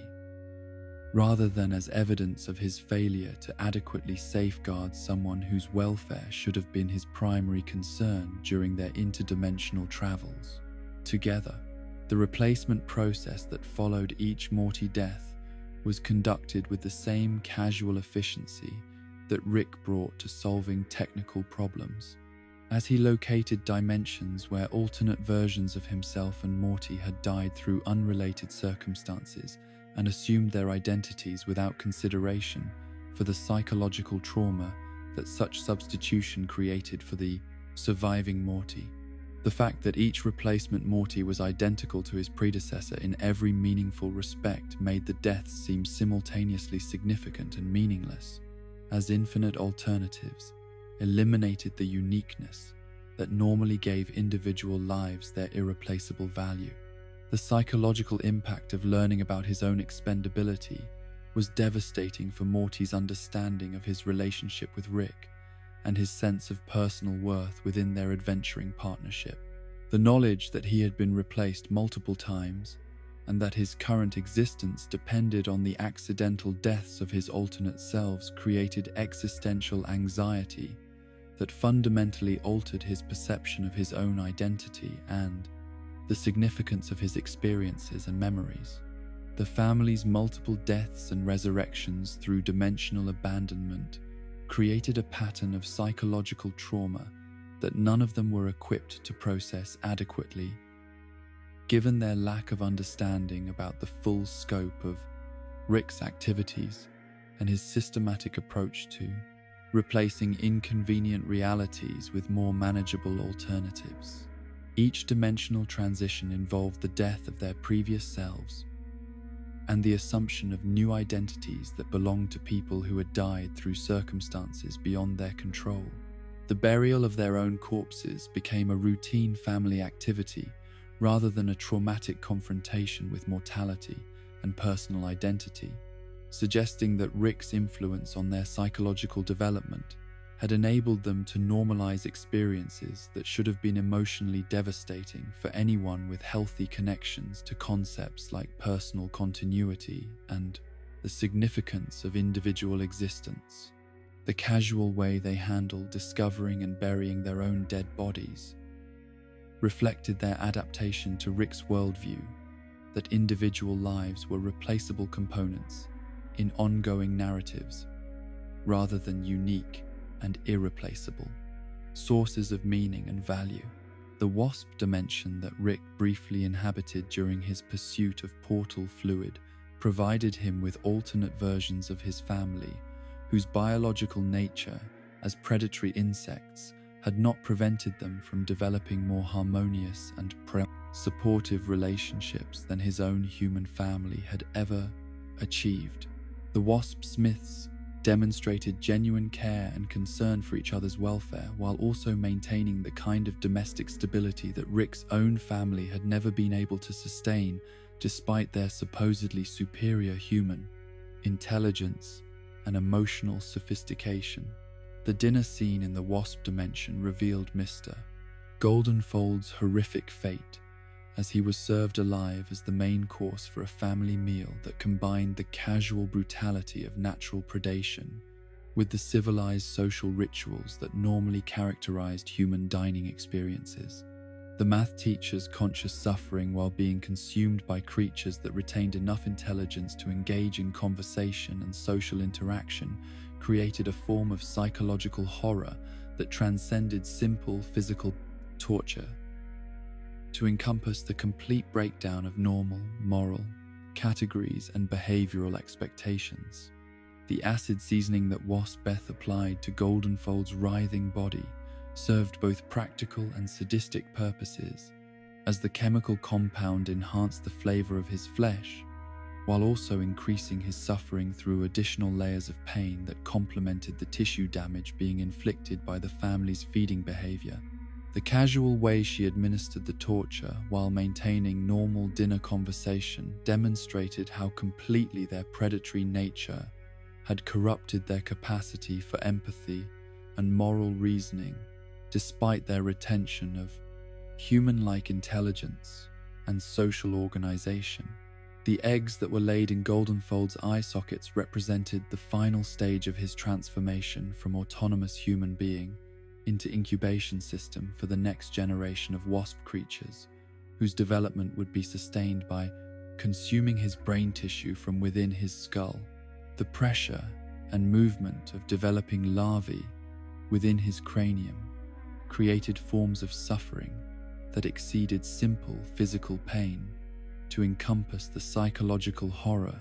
of being consumed alive by creatures that would destroy his consciousness and identity through the process of their own growth and development. The victim's retention of consciousness throughout his consumption was evident in his continued attempts to communicate and plead for mercy, despite the progressive destruction of his capacity for coherent speech and rational thought. The Wasp family's complete indifference to his suffering while they conducted normal family conversations around his tormented body demonstrated how their biological nature had made cruelty and violence seem natural and acceptable, rather than morally problematic behaviors requiring ethical consideration. The parallel between the Wasp family's treatment of Goldenfold and Rick's casual disposal of Morty corpses was not immediately apparent, but became increasingly disturbing as the implications of both scenarios revealed similar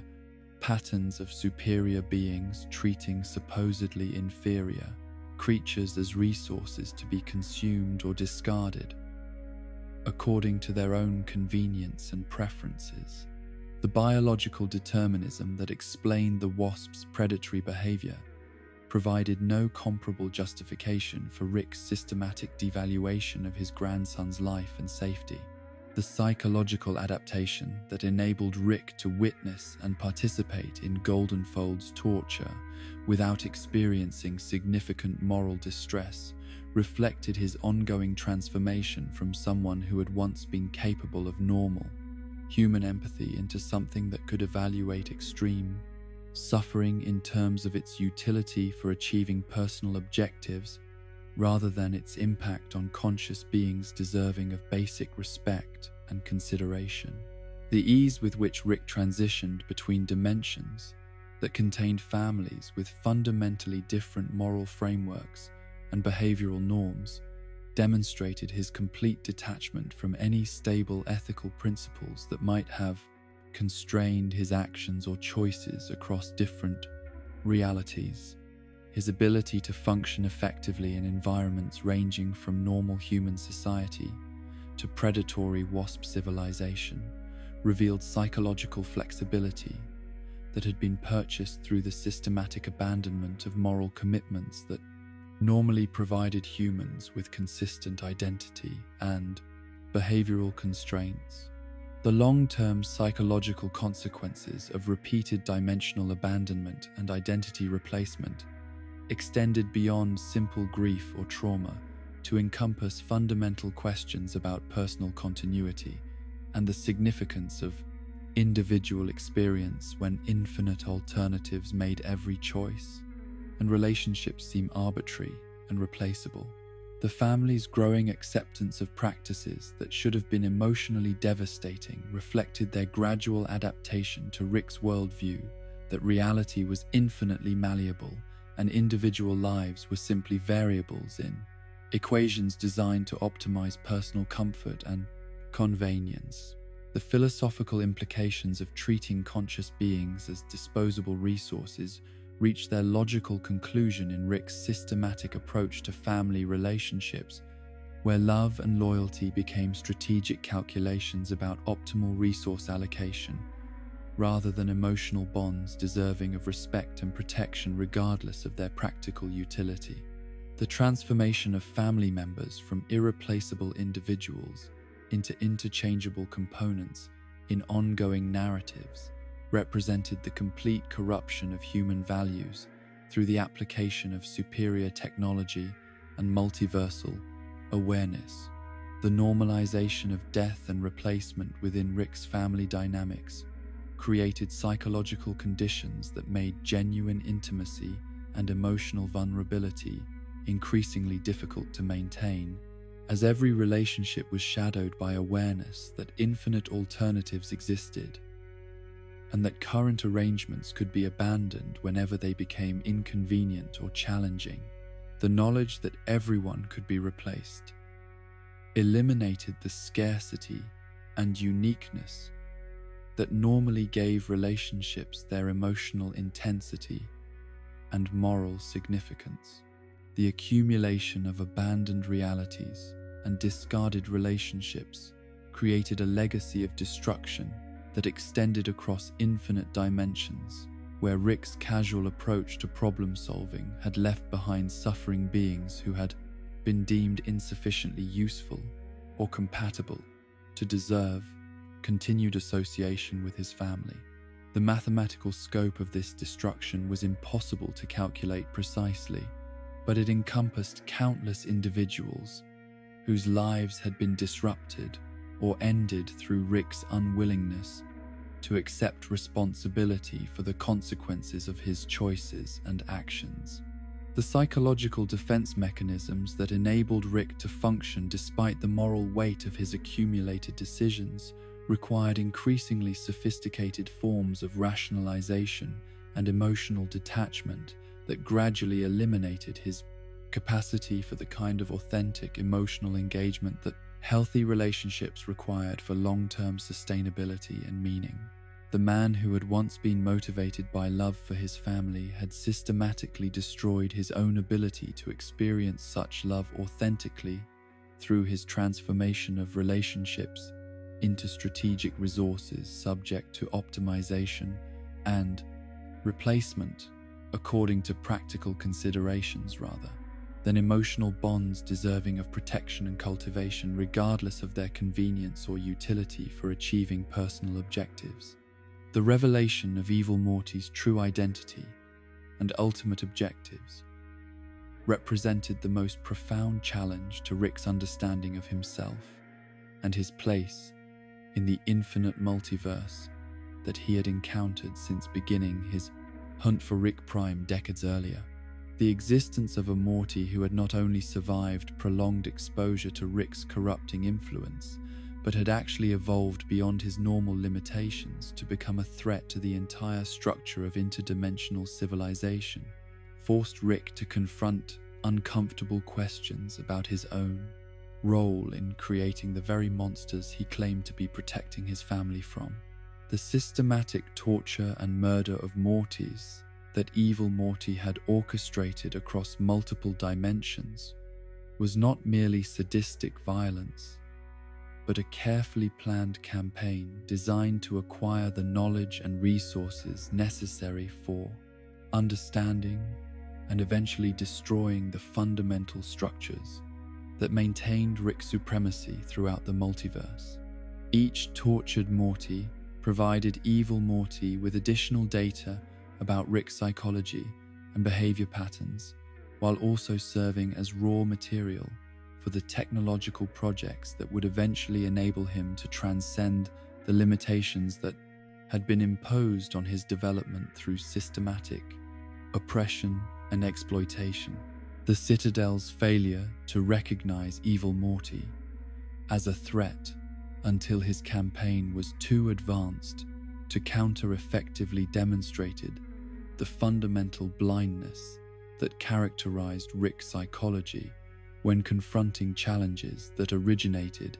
from supposedly inferior beings rather than other versions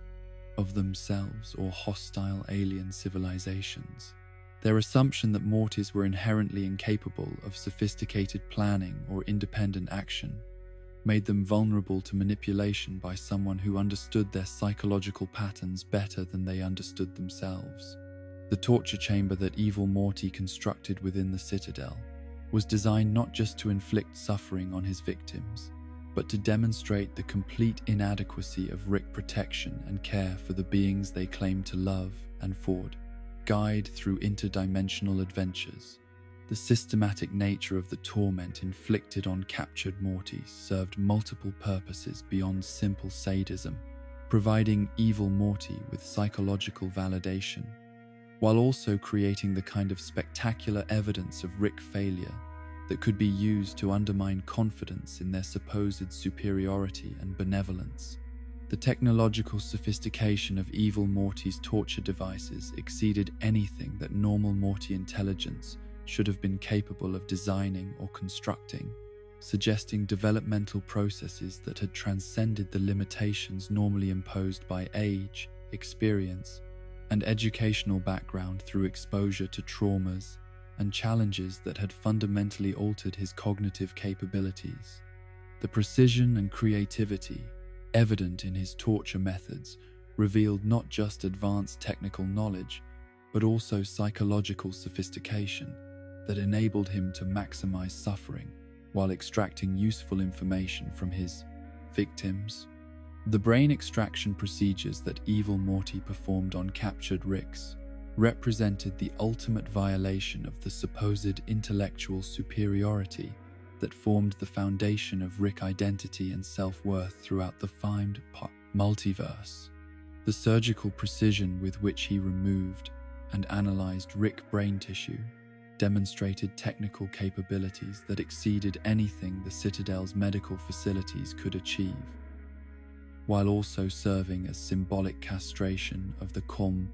intellectual arrogance that had enabled Ricks to justify their casual treatment of supposedly inferior beings as disposable resources. The puppet relationship that evil Morty maintained with evil Rick was perhaps his most psychologically sophisticated achievement, as it required him to simulate the kind of subservient behavior that Ricks expected from their Mortys, while simultaneously planning and executing operations that demonstrated capabilities far exceeding anything his supposed master could have conceived or implemented independently. The deception required sustained performance over extended periods, while also managing the complex logistics necessary for conducting multiversal operations without detection. The revelation that evil Rick had been controlled by evil Morty throughout their apparent partnership created existential terror among other Ricks, who recognized the implications of discovering that someone they had dismissed as intellectually inferior possessed the capability to manipulate and control them without their knowledge or awareness. The possibility that their own Mortys might be conducting similar deceptions forced them to question fundamental assumptions about their relationships and their ability to detect threats from within their own families. The systematic murder of Ricks within the Citadel was conducted with theatrical efficiency designed to maximize psychological impact on survivors, while also demonstrating complete control over beings who had considered themselves the apex, predators in a multiverse populated by creatures of inferior intelligence and capability. Each death was carefully orchestrated to highlight Rick's vulnerability and the futility of their defensive measures against someone who understood their psychology and behavior patterns with clinical precision. The mass execution that accompanied evil Morty's rise to power was not conducted through superior firepower or technological advantage, but through careful exploitation of existing political tensions and organizational weaknesses that made the Citadel vulnerable to manipulation from within. The campaign succeeded because evil Morty understood Rick's psychology better than Ricks understood themselves, enabling him to predict and counter their responses while maintaining apparent loyalty to the system he was systematically destroying. The discovery of the central finite curve during evil Morty's brain scan of Rick C-137 transformed his understanding of his situation from local conflict with a particularly dangerous Rick to recognition that he was imprisoned within a cosmic-scale manifestation of Rick, narcissism, and need for control that encompassed infinite realities. The dimensional barrier that isolated all universes where Rick was the smartest person revealed the systematic nature of Rick oppression, while also explaining why Morty development was consistently limited to patterns that served Rick psychological needs rather than promoting genuine growth and autonomy. The mathematical complexity required to identify and isolate all dimensions where Rick Sanchez possessed intellectual supremacy exceeded anything that normal human intelligence should have been capable of conceiving. But the project also revealed the fundamental insecurity that motivated even Rick's most impressive scientific accomplishments. The central finite curve represented both technological monument to Rick's genius and psychological prison that confined him to realities where his superiority was guaranteed rather than earned through genuine achievement or ethical behavior. The billions of Mortys who existed within the central finite curve were unknowing prisoners in a cosmic experiment designed to ensure that Rick would never have to confront evidence of his own limitations or moral failures, making every Morty's suffering and developmental constraint a necessary component in maintaining Rick's illusion of universal significance. The recognition that his entire existence had been predetermined by Rick's psychological need to remain important transformed Evil Morty's understanding of his situation, from personal grievance to existential rebellion against systematic oppression on a multiversal scale. Evil Morty's plan to destroy the central finite curve was not motivated by simple revenge against Rick's civilization, but by recognition that the dimensional prison made genuine freedom and development impossible for anyone trapped within its boundaries. The systematic nature of the oppression that the barrier enabled required systematic response that would eliminate the technological infrastructure, maintaining Rick's supremacy, while also providing escape routes for anyone capable of surviving in the broader multiverse beyond Rick's carefully curated selection of realities. The countdown to the central finite curve's destruction was accompanied by systematic revelation of Rick's deepest secrets and most carefully guarded vulnerabilities, as Evil Morty used his stolen knowledge of Rick's psychology to maximum advantage in undermining both Rick's self-image and his relationships with family members who had never understood the full scope of his manipulation and control over their lives and choices. The brain scan footage that showed Rick's casual disposal of Morty corpses across multiple dimensions was presented not just as evidence of Rick's callousness, but as proof that even his most important relationships were ultimately expendable when they conflicted with his broader objectives or personal convenience. The visual documentation of Rick burying his grandson's body with mechanical efficiency demonstrated the complete corruption of his capacity for authentic emotional engagement, despite his claims about protective motivation and grandfatherly love. The psychological impact of learning about Rick's systematic deception was compounded for Morty by recognition that his own development had been shaped by exposure to Rick's nihilistic worldview and casual disregard for conventional morality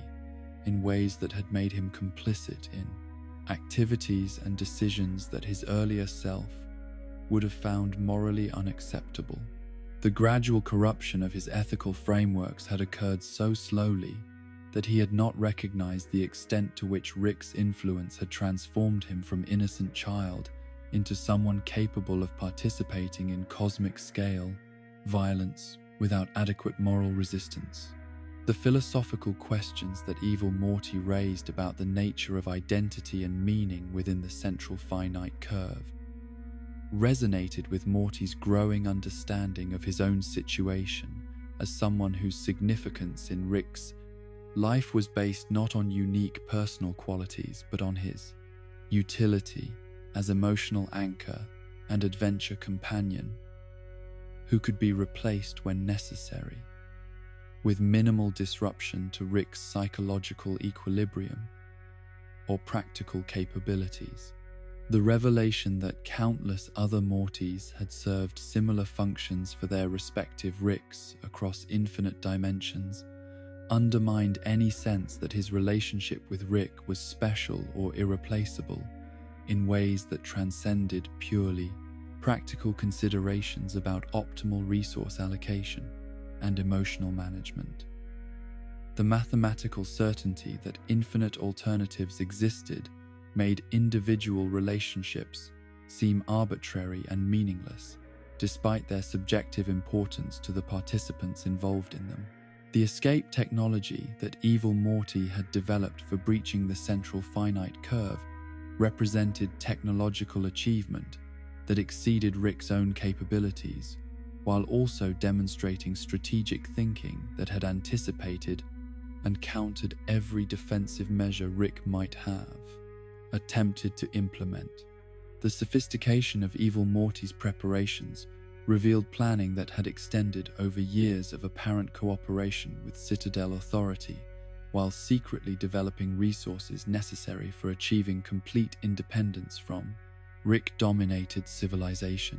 The destruction that accompanied the central finite curve's collapse was not merely collateral damage from evil Morty's escape, but deliberate punishment for the Ricks who had participated in maintaining the dimensional prison that had confined him throughout his development, from normal grandson to cosmic-scale threat. The deaths of countless Ricks and the elimination of their technological infrastructure represented both practical removal of potential pursuers and symbolic rejection of the entire civilization that Ricks had built around their assumed intellectual superiority. The chaos unleashed by the barrier's destruction created opportunities for beings and forces that had been excluded from Rick's carefully curated multiverse to enter the formerly protected realities, bringing with them forms of knowledge, technology, and philosophical frameworks that challenged Rick assumptions about the nature of intelligence, power, and moral authority in ways that their previous isolation had made unnecessary to confront or acknowledge. Evil Morty's final words before disappearing into the broader multiverse served both as explanation for his actions and as indictment of the entire structure of Rick-dominated reality that had shaped his development from innocent child into something capable of matching Rick's own capacity for systematic violence and emotional manipulation. His observation that everyone eventually became evil from Rick's perspective within the central finite curve was not philosophical commentary, but practical analysis based on years of observation and experience with the corrupting influence of Rick worldview on everyone exposed to it for extended periods. The recognition that evil Morty's transformation from victim to victimizer followed patterns similar to Rick's own evolution from grieving family man to multiversal tyrant created uncomfortable parallels that Rick could not dismiss through his normal strategies of intellectual superiority and emotional detachment. The possibility that his relationship with his current Morty might be following similar trajectories toward mutual corruption and eventual conflict forced Rick to confront questions about his influence on people he loved that he had successfully avoided through years of rationalization and selective attention to evidence that supported his preferred understanding of their relationship dynamics. The philosophical implications of evil Morty's revelations extended beyond immediate concerns about Rick and Morty's relationship to encompass fundamental questions about the nature of heroism and villainy in contexts where unlimited power made normal moral categories inadequate for evaluating behavior and motivations that transcended conventional human understanding of right and wrong. The recognition that Rick's protection of his family required systematic oppression of countless other families across infinite dimensions created moral paradoxes that could not be resolved through traditional ethical frameworks or simple appeals to utilitarian calculations about greater goods and necessary evils. The decades that Rick C-137 spent hunting Rick Prime across infinite realities had transformed his pursuit from personal quest for justice into something approaching cosmic obsession that consumed every aspect of his existence, while leaving behind a trail of bodies that encompassed not only his intended target, but countless innocent beings who had the misfortune of resembling his enemy or simply existing in dimensions where his search had led him. The systematic nature of his campaign revealed planning and dedication that exceeded anything normal human psychology should have been capable of sustaining, but it also demonstrated how completely his original motivation of love for his murdered family had been corrupted into fuel for hatred so pure and concentrated that it had reshaped his personality beyond recognition. The multiversal genocide that Rick Prime had conducted was not limited to individual families or single realities, but encompassed entire dimensional clusters where his presence had destabilized the fundamental structure of space-time itself through weapons and technologies that exceeded anything Rick C-137 had imagined possible. Despite his own considerable achievements in interdimensional physics and reality manipulation, the evidence that evil Morty presented revealed that Rick Prime had developed techniques for eliminating not just specific people but entire categories of existence, systematically destroying every version of Diane across infinite realities to ensure that no Rick anywhere could experience the happiness that Rick Prime himself had chosen to abandon. The arena that Rick Prime constructed for his final confrontation with his pursuers was elegant in its psychological sophistication, exploiting their personal motivations and emotional vulnerabilities, while also demonstrating technological capabilities that exceeded anything the combined resources of the Citadel had ever achieved during their years of collaborative research and development. The competition format that forced multiple Ricks to fight each other for the right to resurrect their murdered wives was designed not just to eliminate potential threats, but to corrupt his victims by making them complicit in each other's destruction while pursuing goals that appeared noble, but required them to commit acts that violated their fundamental moral principles. The other Ricks who had been drawn into Rick Prime's psychological trap were recognizably versions of Rick C-137 himself, but their different experiences with loss and revenge had shaped them in directions that revealed the full spectrum of possible responses to the trauma that Rick Prime specialized in inflicting on anyone who possessed the combination of intelligence and emotional vulnerability that made them interesting targets for his particular brand of systematic cruelty. Some had become more violent and ruthless than Rick C-137, while others had retained greater connection to their humanity despite their suffering, creating a range of moral development that highlighted how Rick's specific choices had been neither inevitable nor necessarily optimal given the circumstances he had faced. The competitive framework that Rick Prime established among his hunters served multiple strategic purposes. Beyond simple elimination of threats to his security and continued existence across multiple realities, the requirement that only one Rick could earn the right to resurrect his Diane created psychological pressure that made cooperation between hunters nearly impossible, while also ensuring that victory would be achieved through betrayal, murder of people who shared identical trauma and motivation for seeking revenge against their common enemy. The winner of Rick Prime's game would not just defeat his enemies, but would also bear psychological responsibility for destroying other versions of himself who deserved resurrection and happiness as much as he did, creating guilt and self-loathing that would corrupt any satisfaction derived from achieving his ultimate objective. The psychological warfare embedded in the competition's structure was more sophisticated than any physical torture Rick Prime might have devised, targeting the fundamental moral frameworks that enabled his victims to maintain stable identities and relationships despite their traumatic experiences and violent methods. Rick C-137's initial participation in the competitive framework revealed how completely his decades of systematic murder had prepared him to engage in exactly the kind of violence that Rick Prime's game required, but his eventual decision to reject the rules and work with evil Morty represented a rare moment of moral clarity that transcended his normal strategic calculations about operational efficiency and tactical advantage over enemies who shared his basic psychology and capabilities. The recognition that Rick Prime's game was designed to corrupt its participants while also eliminating them made cooperation with evil Morty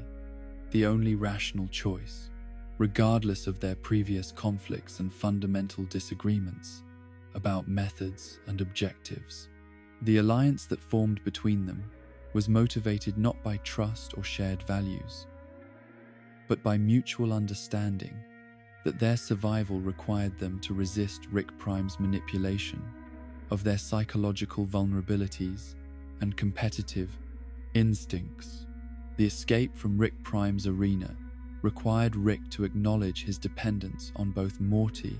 and evil Morty in ways that challenged his sense of intellectual superiority and autonomous capability, while also forcing him to recognize that some problems could not be solved through individual genius alone, but required coordination and mutual support that treated others as partners rather than tools or obstacles to be managed according to his preferences and strategic calculations. The tracking technology that Rick developed from evil Morty's intelligence represented perhaps his most sophisticated application of interdimensional physics since his original breakthrough in portal travel decades earlier, but the scientific achievement was overshadowed by his growing awareness that his confrontation with Rick Prime would likely be his last significant act, regardless of its outcome. The man who had spent 30 years preparing for revenge had been transformed by the hunt itself into someone who was no longer capable of finding meaning or purpose in ordinary existence, making the success of his mission psychologically necessary, but also potentially fatal to his continued motivation for living. Rick Prime's base dimension was a monument to technological achievement unconstrained by any consideration for aesthetics, sustainability, or the welfare of beings who might be affected by the massive industrial complex that he had constructed to serve his multiversal activities and experiments. The scale of the operation exceeded anything that individual genius should have been able to accomplish independently, suggesting that Rick Prime had developed methods for exploiting the resources and labor of entire civilizations in pursuit of projects that served only his own amusement and psychological needs for validation through the demonstration of superior power and capability. The defense systems that protected Rick Prime's stronghold were designed not just to eliminate intruders, but to provide their creator with entertainment through the systematic torture and humiliation of anyone foolish enough to challenge his security arrangements or question his authority within his own domain. The automated weapons and environmental hazards demonstrated the same casual cruelty that characterized Rick Prime's treatment of families and individuals throughout his multiversal career, but on a scale that transformed sadism into a kind of cosmic force that threatened the stability of reality itself wherever Rick Prime chose to establish his presence and conduct his research. The industrial machinery that filled Rick Prime's compound was devoted to projects whose purpose and scope exceeded anything that normal scientific curiosity or practical necessity could justify, suggesting research programs motivated entirely by Rick Prime's need to demonstrate his intellectual superiority through the creation of weapons and technologies that served no constructive purpose but enabled him to inflict suffering on scales that transcended individual cruelty to encompass systematic oppression of entire species and civilizations. The final confrontation between Rick C-137 and Rick Prime was conducted in an environment that Rick Prime had designed specifically to maximize his psychological advantages while minimizing any possibility that his enemies might achieve quick or easy victory through superior numbers, technological surprise, or strategic coordination. The battlefield was surrounded by machinery and infrastructure that Rick Prime controlled completely, creating a setting that emphasized his superior resources and long-term planning while highlighting Rick C-137's status as a reactionary force responding to initiatives rather than controlling events. Rick Prime's casual revelation that he had murdered Uncle Slow during their conversation was accomplished with the same technological precision and emotional detachment that characterized all his violence against beings he considered inferior, or inconvenient, but the timing of the disclosure was calculated to provide maximum psychological impact during their physical confrontation. The death served no strategic purpose, except to demonstrate that Rick Prime retained the ability to destroy anything Rick valued, reinforcing the power dynamic that had defined their relationship since Rick Prime's original murder of Diane and Beth decades earlier. The psychological warfare that Rick Prime conducted during their fight was more sophisticated and potentially more damaging than any physical violence he might have inflicted on his opponent, targeting Rick's deepest insecurities and most carefully guarded vulnerabilities, while also highlighting the ultimate futility of revenge as a source of meaning or satisfaction in a multiverse where infinite alternatives made individual achievements seem arbitrary and replaceable.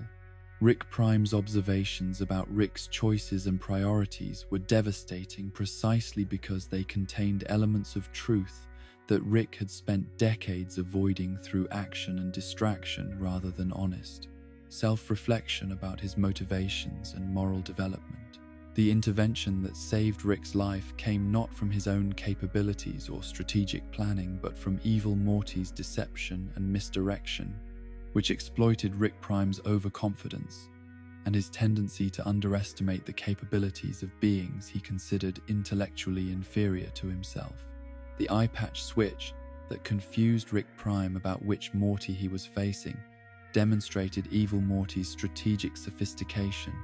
while also providing him with the opportunity to acquire Rick Prime's knowledge and technological secrets for his own use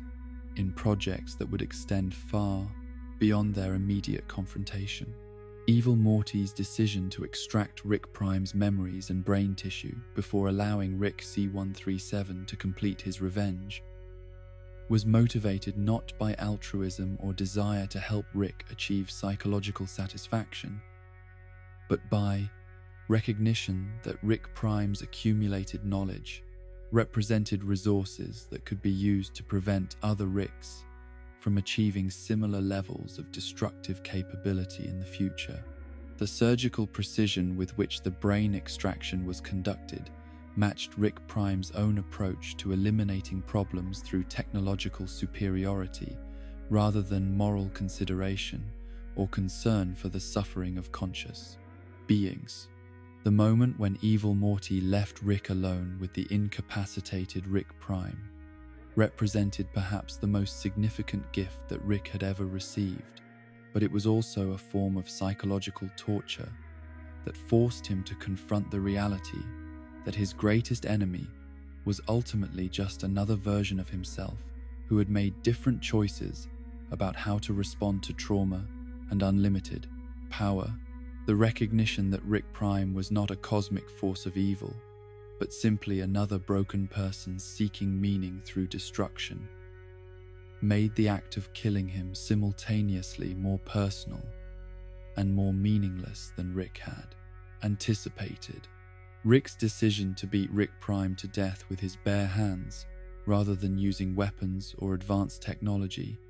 was motivated by his need for physical and emotional catharsis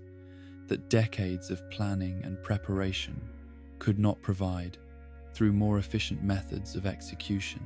The violence was intimate and prolonged, allowing Rick to experience every moment of his enemy's suffering,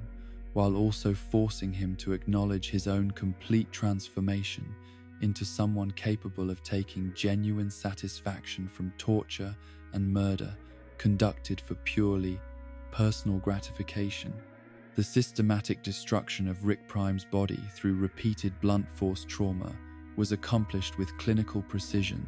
that reflected Rick's understanding of human anatomy and the most effective methods for inflicting maximum pain while preventing quick death through shock or catastrophic organ failure.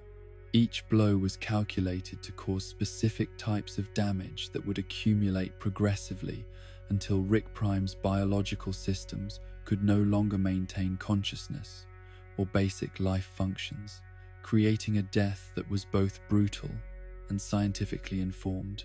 Rick Prime's final words during his prolonged execution were designed to inflict maximum psychological damage on his killer by highlighting the emptiness that would inevitably follow the completion of Rick's life purpose and his. Recognition that revenge had provided structure and meaning that would disappear once the object of his hatred was eliminated forever. The observation that Rick's entire existence had been defined by reaction to Rick Prime's actions rather than autonomous purpose or independent identity was accurate but also cruel, emphasizing Rick's lack of meaningful goals or relationships that existed independently of his role as victim and avenger. The psychological prediction that Rick Prime made about the aftermath of successful revenge proved accurate within moments of his death, as Rick discovered that the completion of his decades-long quest had eliminated the primary source of direction and motivation in his life, without providing any replacement, purpose, or goal that seemed worth pursuing with similar dedication and intensity. The hollow victory that Rick had achieved represented not triumph over evil, but the successful completion of his own transformation into something equally monstrous and morally bankrupt. Evil Morty's acquisition of Rick Prime's complete knowledge and technological capabilities during the brain extraction had made him potentially more dangerous than Rick Prime himself had ever been. But his apparent lack of immediate interest in using that power for systematic destruction provided Rick with temporary reprieve from cosmic-scale threats, while offering no guarantee about long-term safety or stability for anyone who might eventually oppose his broader objectives in the unrestricted multiverse beyond the collapsed central finite curve. The warning that Evil Morty delivered about his own capabilities and intentions served both as explanation for his assistance in Rick's revenge and as threat about potential future conflicts if Rick attempted to interfere with his broader goals and activities in dimensions where Rick's intelligence and technological superiority were not guaranteed advantages. The polite but unmistakable menace in Evil Morty's final communication made it clear that their temporary alliance had been purely strategic, and that Rick's usefulness to Evil Morty's plans had been exhausted, along with Rick Prime's life. The recognition that Evil Morty now possessed the capability to eliminate all Ricks across infinite realities created new sources of existential anxiety for Rick that transcended his normal concerns about physical safety or material security, and entered territory where his individual survival was entirely dependent on the continued goodwill of someone who had demonstrated both the intelligence and moral flexibility necessary to orchestrate genocide on multiversal scales. The possibility that Evil Morty might eventually decide that existence would be improved by the elimination of all Ricks represented a threat that no amount of individual preparation or defensive planning could adequately counter. The aftermath of Rick Prime's death was characterized not by satisfaction, relief, or sense of justice accomplished, but by the profound psychological emptiness that Rick Prime had accurately predicted would follow the elimination of the purpose that had structured Rick's existence for over 30 years. The man who had transformed himself into a cosmic force of destruction in pursuit of revenge now faced the challenge of discovering whether anything remained of his personality, values, or capacity for meaningful relationships that could provide foundation for continued existence in a multiverse where his greatest enemy was dead and his most impressive achievements had been revealed as monuments to his own psychological damage and moral corruption. The interdimensional cable programming that Rick installed in his family's television system provided access to an infinite array of entertainment content from across the multiverse, but the shows and commercials that proved most memorable were those that transformed ordinary consumer products and children's entertainment into vehicles for extreme violence and psychological horror that revealed disturbing truths about the relationship between media consumption and the normalization of casual cruelty in supposedly civilized societies. The absurdist nature of these programs created a psychological distance that made their violence seem comedic rather than genuinely threatening.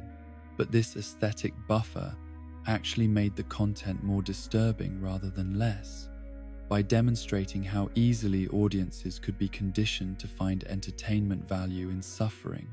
that would be traumatic if encountered in reality. The commercial for Strawberry Smiggles cereal began as a conventional advertisement featuring Top Hat Jones, a leprechaun mascot whose possessive relationship with his breakfast product seemed harmless within the context of typical marketing strategies that anthropomorphized food items to create emotional connections between consumers and brands.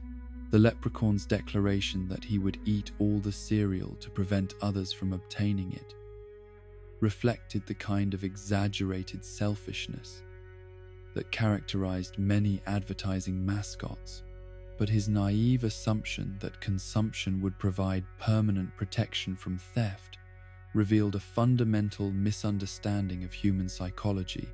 and the lengths to which people would go to obtain desired objects.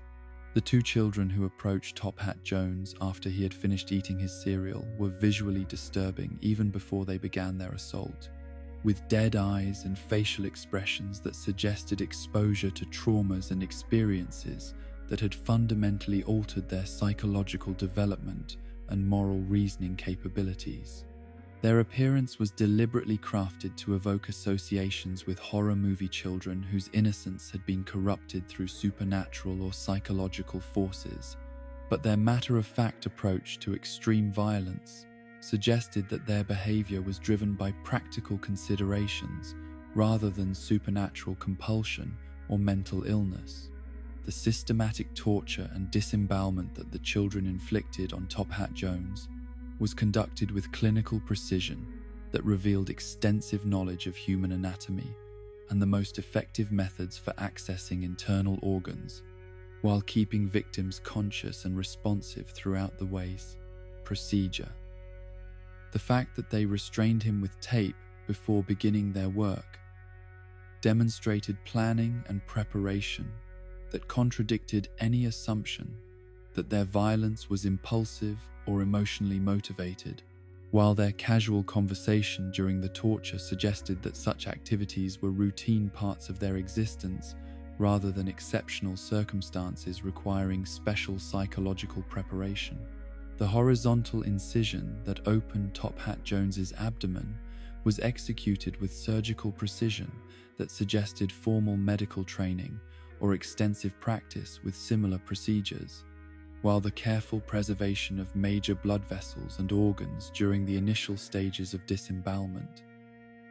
indicated deliberate intent to prolong his consciousness and suffering rather than simple desire to access the cereal in his stomach. The children's technique revealed sophisticated understanding of pain, physiology, and the relationship between tissue damage and psychological trauma that exceeded what normal childhood development should have provided. The leprechaun's conscious awareness of his own disembowelment was evident in his detailed commentary about the pain he was experiencing and his attempts to reason with his torturers about the practical difficulties of consuming cereal that had been contaminated with stomach acid and blood. His rational observations about the degraded condition of his breakfast food demonstrated retention of normal cognitive function despite extreme physical trauma, while his inability to understand why anyone would want to eat cereal under such conditions revealed the gap between his normal understanding of food consumption and his torturer's apparent indifference to hygiene and conventional palatability standards. The children's enthusiastic consumption of the stomach acid-soaked cereal while Top Hat Jones watched in horror created a form of psychological torture that transcended simple physical pain to encompass existential horror at witnessing behavior that violated fundamental assumptions about human nature and social boundaries that normally constrained even the most antisocial individuals. Their obvious enjoyment of both the contaminated food and his suffering suggested psychological development that had been shaped by experiences that made extreme violence seem normal and desirable rather than aberrant or disturbing. The commercial's presentation of systematic torture and murder as advertising content for a children's breakfast cereal reflected the complete breakdown of normal social boundaries between entertainment and violence that characterized much interdimensional cable programming, but it also served as commentary on the ways that consumer culture could normalize and commodify suffering when it was presented through appropriate aesthetic frameworks that made audience complicity seem harmless or inevitable. The woman whose face was torn off by sentient clothing during Rick's memory playback experienced a form of death that combined the physical horror of systematic mutilation with the psychological trauma of being attacked by objects that should have been inanimate and protective rather than predatory and hostile. The transformation of everyday garments into bloodthirsty creatures that could manipulate human bodies with sufficient force to remove facial tissue represented a fundamental violation of the trust and security that people normally derived from familiar objects and domestic environments. The process of facial removal that the possessed clothing accomplished was not achieved through clean surgical incision, but through brutal tearing that separated skin, muscle, and connective tissue in ragged chunks that caused maximum trauma, while ensuring that the victim remained conscious long enough to fully experience the destruction of her identity and physical integrity. The systematic nature of the mutilation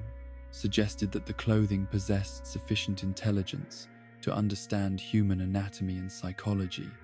well enough to optimize the psychological impact of their violence. The facial tissue that was removed during the attack contained some of the most sensitive nerve clusters in the human body, making the pain experienced during the mutilation exponentially more intense than equivalent damage to less neurologically complex areas of anatomy. The victim's ability to scream and respond to the attack indicated that her neurological systems remained functional despite the progressive destruction of the physical structures that contained and protected them, creating a form of suffering that exceeded normal human capacity for processing and integrating traumatic experiences. The use of her removed face as a mask by the attacking jacket created additional psychological horror that transcended simple physical mutilation to encompass identity theft and the corruption of personal characteristics that normally serve to distinguish individuals from each other and provide foundations for social recognition and emotional connection. The appropriation of her facial features by her attacker represented not just murder, but a form of existential theft that eliminated her unique identity while enabling her killer to assume aspects of her appearance for unknown purposes. The broader implications of the sentient clothing attack extended beyond individual violence to encompass systematic threats to the basic assumptions about object permanence and environmental safety that enabled normal human psychological development and social functioning. The possibility that any familiar object might suddenly become hostile and predatory created paranoia and mistrust that made normal domestic life psychologically unsustainable for anyone who had witnessed such transformations or been exposed to evidence of their possibility. The interdimensional cable's casual presentation of extreme violence as entertainment content reflected broader patterns in multiversal media consumption that had normalized and commodified suffering through aesthetic frameworks that encouraged audiences to derive pleasure from witnessing systematic torture and murder when it was presented through appropriate comedic or dramatic contexts that provided psychological distance from the reality of the pain being inflicted on conscious beings. The absurdist nature of much interdimensional cable programming served to insulate viewers from the moral implications of their entertainment choices by making the violence seem fantastical and impossible rather than realistic depictions of suffering that conscious beings might actually experience under specific circumstances. This psychological buffer enabled audiences to laugh at content that would have been traumatic if encountered in reality, while also conditioning them to find entertainment value in systematic cruelty when it was presented through familiar media formats. The normalization of extreme violence through comedy and absurdist aesthetics represented a form of moral corruption that was potentially more dangerous than direct exposure to realistic depictions of cruelty, because it taught audiences to dissociate their emotional responses from rational evaluation of the ethical implications of finding entertainment in others' suffering. The interdimensional cables programming demonstrated how media consumption could systematically erode empathy and moral reasoning without viewers recognizing the psychological changes they were experiencing. The children who tortured Top Hat Jones represented a particular category of horror that exploited audience assumptions about childhood innocence and moral development to create psychological dissonance between their youthful appearance and their sophisticated capacity for systematic cruelty. The juxtaposition of childlike physical characteristics with adult levels of violence and psychological manipulation created cognitive dissonance that was more disturbing than equivalent violence conducted by obviously adult perpetrators. The casual way that interdimensional cable presented systematic torture and murder as routine entertainment content reflected broader cultural patterns that had developed in realities where exposure to infinite alternative versions of every possible experience had created psychological conditions that made individual suffering seem insignificant and replaceable. The mathematical certainty that infinite variations of every possible tragedy were occurring simultaneously across multiple realities had apparently corrupted the capacity for normal, empathetic responses to individual instances of pain and violence. The psychological adaptation that enabled audiences to derive entertainment from systematic torture and murder when it was presented through appropriate aesthetic frameworks represented a form of moral development that prioritized personal pleasure over concern for the welfare of conscious beings who were suffering for the entertainment of others. This corruption of normal empathetic responses created conditions that made increasingly extreme forms of violence necessary to achieve the same level of audience engagement and satisfaction.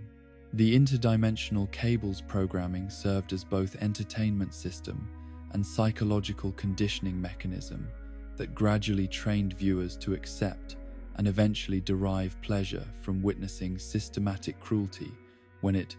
was presented through familiar media formats and comedic contexts. The long-term effects of such exposure included progressive erosion of moral boundaries and empathetic responses that made viewers more likely to perpetrate or enable similar violence in their own lives when circumstances provided opportunities and justifications for expressing the psychological patterns they had learned through media consumption. The ultimate horror of interdimensional cable programming was not the specific instances of violence it depicted, but the systematic way it conditioned audiences to find entertainment value in consciousness suffering, creating psychological foundations for the kind of casual cruelty that characterized much of Rick's own behavior throughout his interdimensional adventures. The man who could laugh at Top Hat Jones's disembowelment while eating breakfast was someone who had been prepared through media consumption to treat real suffering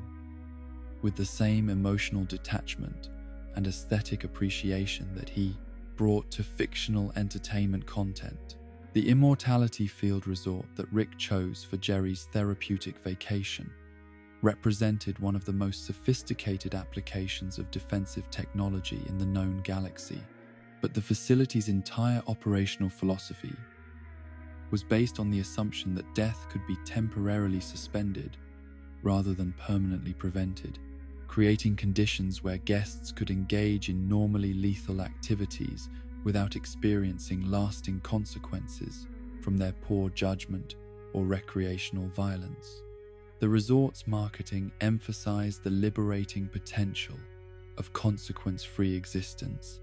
but the psychological effects of living without meaningful stakes or permanent outcomes proved more corrupting than the management had anticipated when designing their entertainment programs and guest services. The systematic breakdown of normal social constraints that occurred within the Immortality Field created an environment where murder became a recreational activity rather than a serious crime deserving of legal punishment and moral condemnation. Guests who would never have considered violence in their normal lives discovered that the temporary suspension of death's finality made killing seem like harmless entertainment, while those who already possessed violent inclinations found themselves free to indulge their most destructive impulses without fear of meaningful consequences or social retaliation. The child who shot his sister during what appeared to be routine sibling play had been conditioned by the resort's environment to treat lethal violence as acceptable recreation, but his psychological development had not prepared him to understand the difference between temporary suspension of death and its complete elimination from his reality. The Immortality Field that had made their games seem harmless had been functioning for so long that he had never experienced permanent loss or learned to associate his actions with irreversible consequences that would require him to modify his behavior according to ethical principles rather than immediate gratification. The moment when Risotto Groupon deactivated the Immortality Field was motivated by his desire for revenge against Rick, rather than any concern for the resort's guests or the broader implications of suddenly reintroducing mortality into an environment where people had been conditioned to treat death as temporary inconvenience rather than permanent tragedy. His focus on personal vendetta made him indifferent to the collateral damage that his actions would cause among innocent families who had trusted the resort's technology to protect them from the consequences of activities that would have been catastrophically dangerous in normal circumstances. The sister's death was instantaneous and irreversible, transforming what should have been harmless childhood play into genuine tragedy that would traumatize everyone who witnessed it, while also demonstrating the fundamental fragility of human life when protective systems failed without warning or adequate preparation for resumed mortality. The bullet that killed her had been fired in play rather than malice, but the absence of hostile intent provided no comfort to anyone who understood that her death was now permanent rather than temporary setback that could be remedied through the resort's resurrection technology. The psychological trauma that the boy experienced upon realizing that he had permanently killed his sister exceeded anything that normal child development should be expected to process successfully without extensive psychological intervention and therapeutic support that the resort was not equipped to provide given the crisis conditions that followed the Immortality Field's deactivation. His transformation from innocent child engaged in recreational play to someone who bore responsibility for his sibling's death occurred instantaneously, but the psychological adaptation required to accept such responsibility would take years of careful guidance from mental health professionals who understood trauma responses in children. The guilt and self-blame that would inevitably consume the boy's psychological development represented forms of emotional damage that could never be fully healed regardless of the therapeutic interventions that might be attempted, by professionals who recognized the severity of his situation and the long-term implications of carrying such responsibility from such an early age. His understanding that he had chosen to pull the trigger would persist throughout his life, despite rational recognition that the resort's systems had failed rather than his own moral judgment, creating persistent anxiety and depression that would interfere with his ability to form healthy relationships and make autonomous decisions about his future. The broader implications of the immortality field failure extended far beyond individual tragedies to encompass systematic breakdown of social order, as guests who had been engaging in recreational violence suddenly found themselves facing permanent consequences for actions they had committed under assumptions about reversible outcomes and harmless entertainment. The resort's security systems were not designed to handle large numbers of guests who had suddenly become murderers rather than recreational participants in consequence-free activities. The investigation that followed the resort's crisis revealed that similar accidents had occurred at other facilities that employed comparable technology, suggesting that the psychological effects of suspended mortality were more dangerous and unpredictable than the entertainment industry had acknowledged when developing business models based on consequence-free violence and recreational death experiences. The pattern of tragedies that emerged from systematic analysis indicated fundamental problems with the entire concept of temporary immortality, rather than isolated technical failures or management errors. The adult that the boy eventually became was glimpsed briefly during his appearance in a background scene at an interdimensional prison, where his presence suggested that his childhood trauma had indeed shaped his life trajectory in ways that led to criminal behavior and eventual incarceration for activities that might have been influenced by his inability to process the guilt and responsibility associated with his sister's death. His imprisonment represented the final stage of a life that had been irrevocably altered by a single moment of technological failure and tragic coincidence. Alexander's death in Anatomy Park represented a different category of accident and consequence, as his dismemberment occurred while he was actively attempting to help other people survive, rather than engaging in recreational activities that carried inherent risks of harmful outcomes. His heroic intentions and selfless concern for others' welfare made his death more tragic than deaths that resulted from poor judgment or reckless behavior,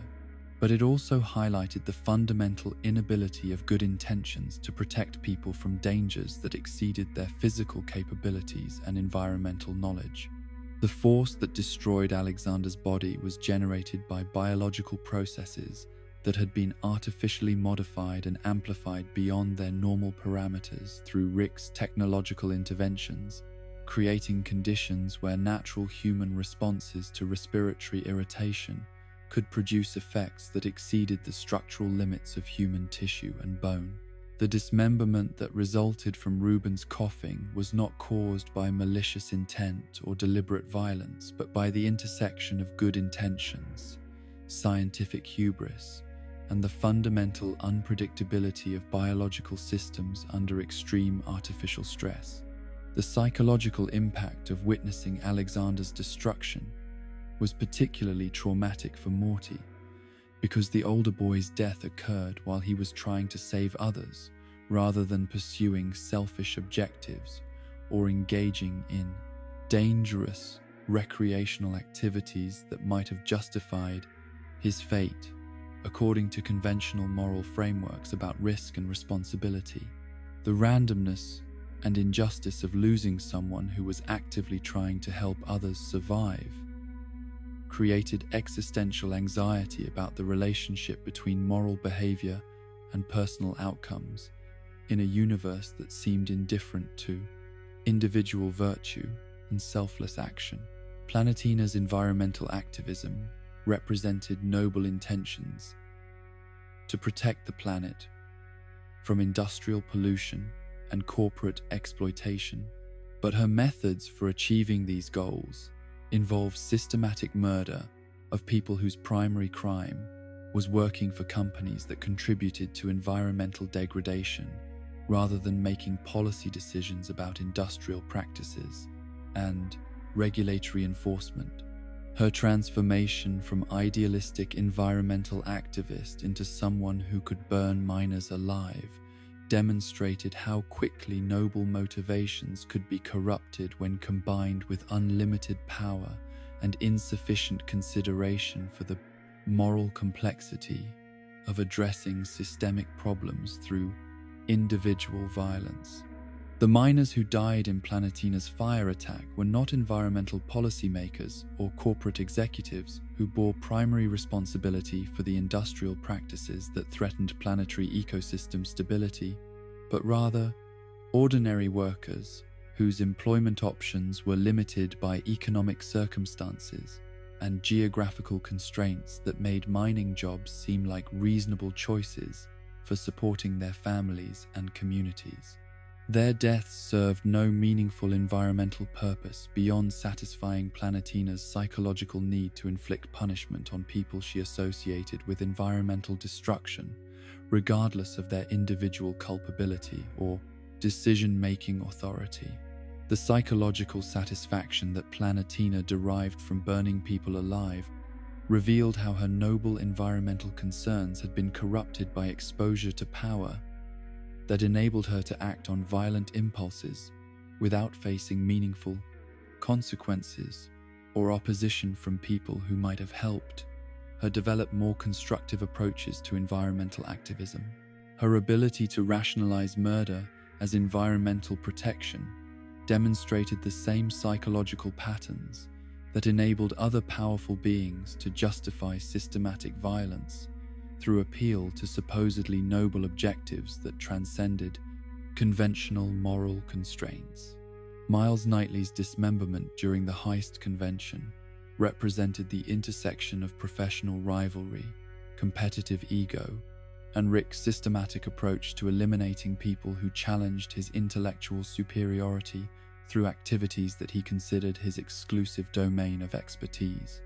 The heist artist's death was not accidental,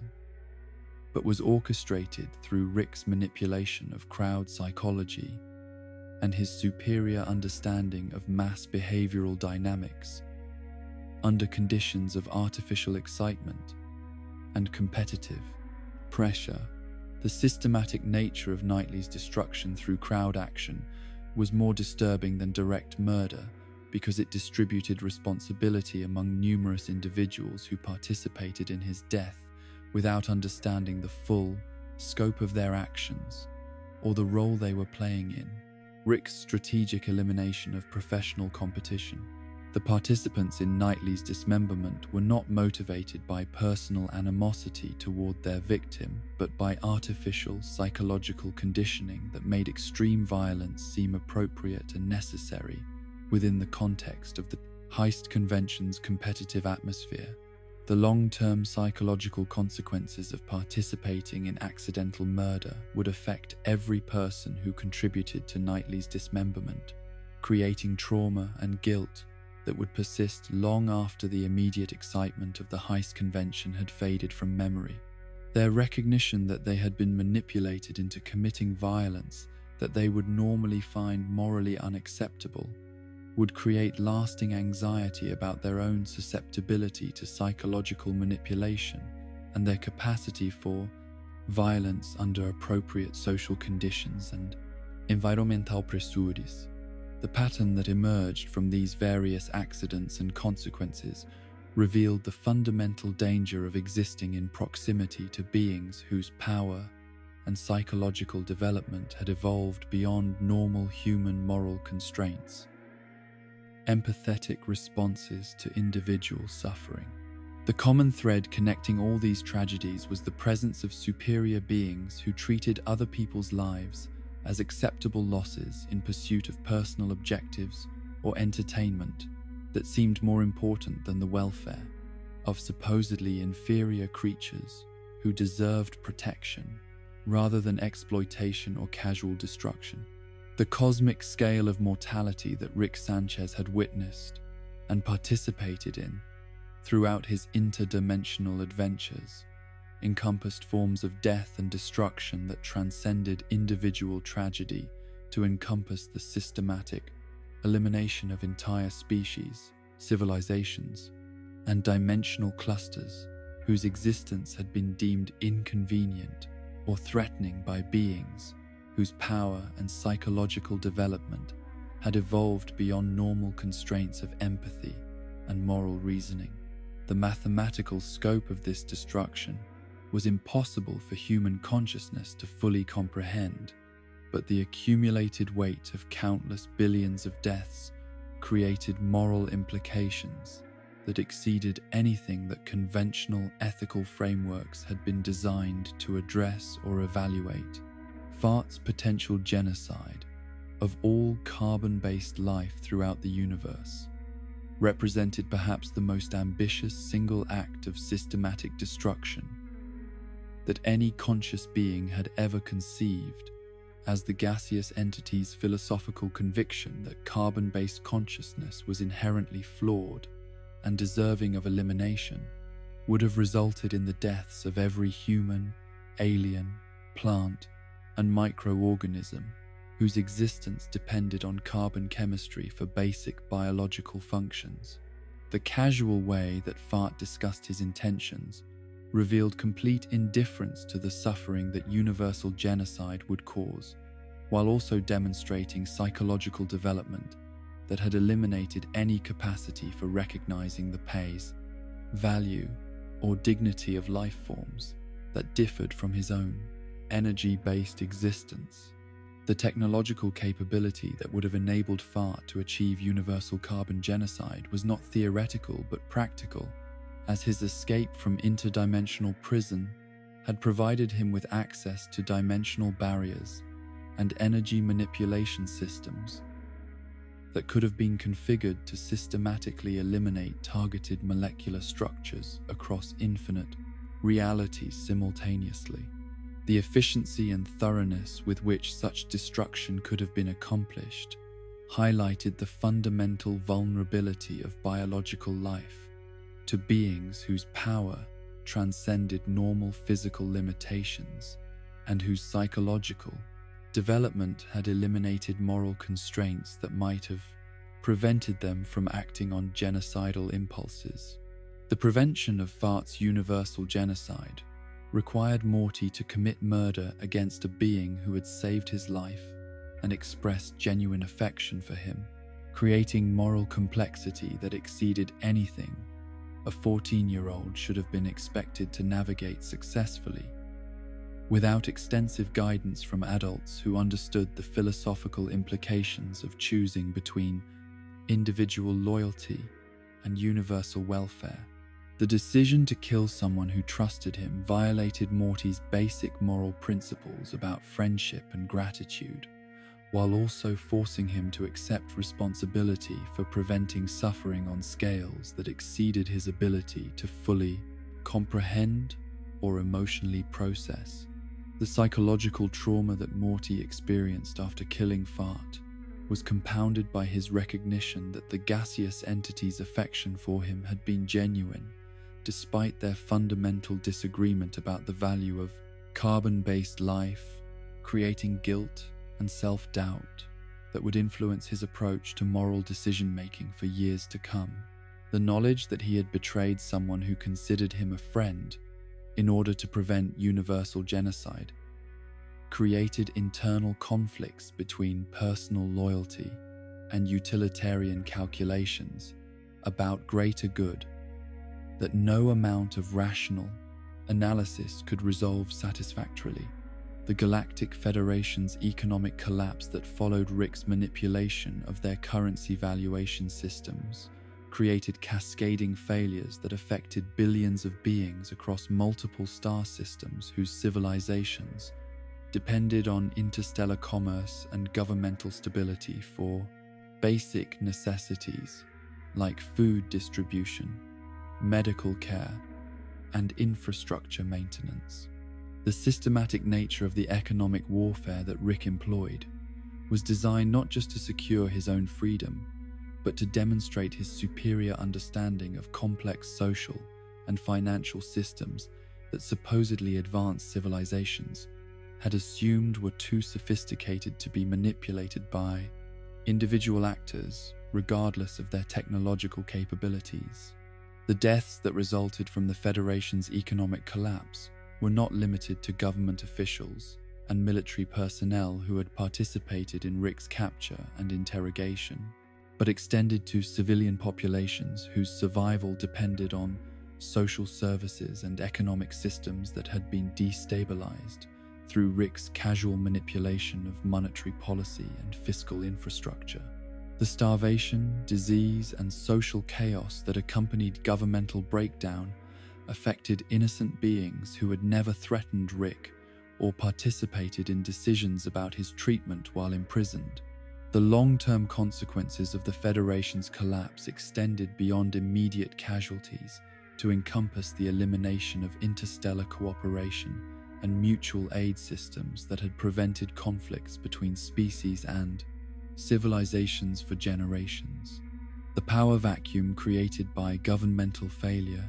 enabled territorial expansion and resource competition that resulted in wars and genocidal campaigns that would have been prevented by functional diplomatic and regulatory institutions that Rick had destroyed for personal convenience. Rick's indifference to the broader implications of destabilizing galactic civilization revealed how completely his multiversal perspective had corrupted his capacity for recognizing moral responsibility for consequences that affected beings outside his immediate family circle. The mathematical certainty that infinite alternatives existed where similar civilizations continued to function normally made the destruction of any particular galactic government seem trivial and replaceable rather than a catastrophic loss of institutional knowledge and social progress that had required centuries of cooperative effort to achieve. The Cromulons' reality show that threatened Earth's existence represented a form of cosmic entertainment that treated entire planetary civilizations as disposable resources whose value was determined entirely by their ability to provide amusement for beings whose power and psychological development had evolved beyond any meaningful connection to the welfare of supposedly inferior life forms.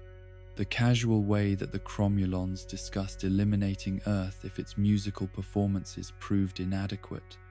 demonstrated complete indifference to the deaths of 8 billion humans whose lives were considered less important than alien entertainment préférence. The systematic elimination of planets that failed to meet Cromulon entertainment standards had apparently been conducted across multiple star systems for extended periods,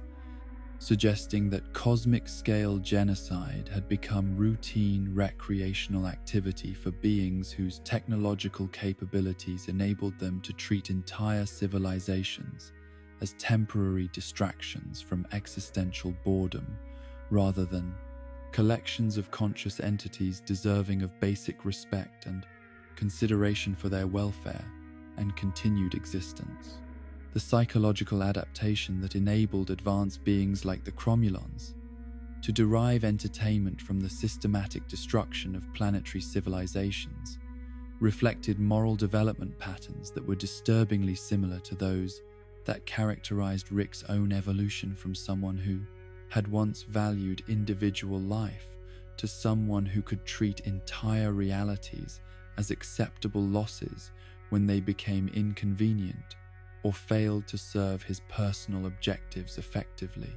The mathematical relationship between individual deaths and universal extinction revealed disturbing patterns in how conscious beings adapted to power that enabled them to affect outcomes on cosmic scales without developing corresponding patterns.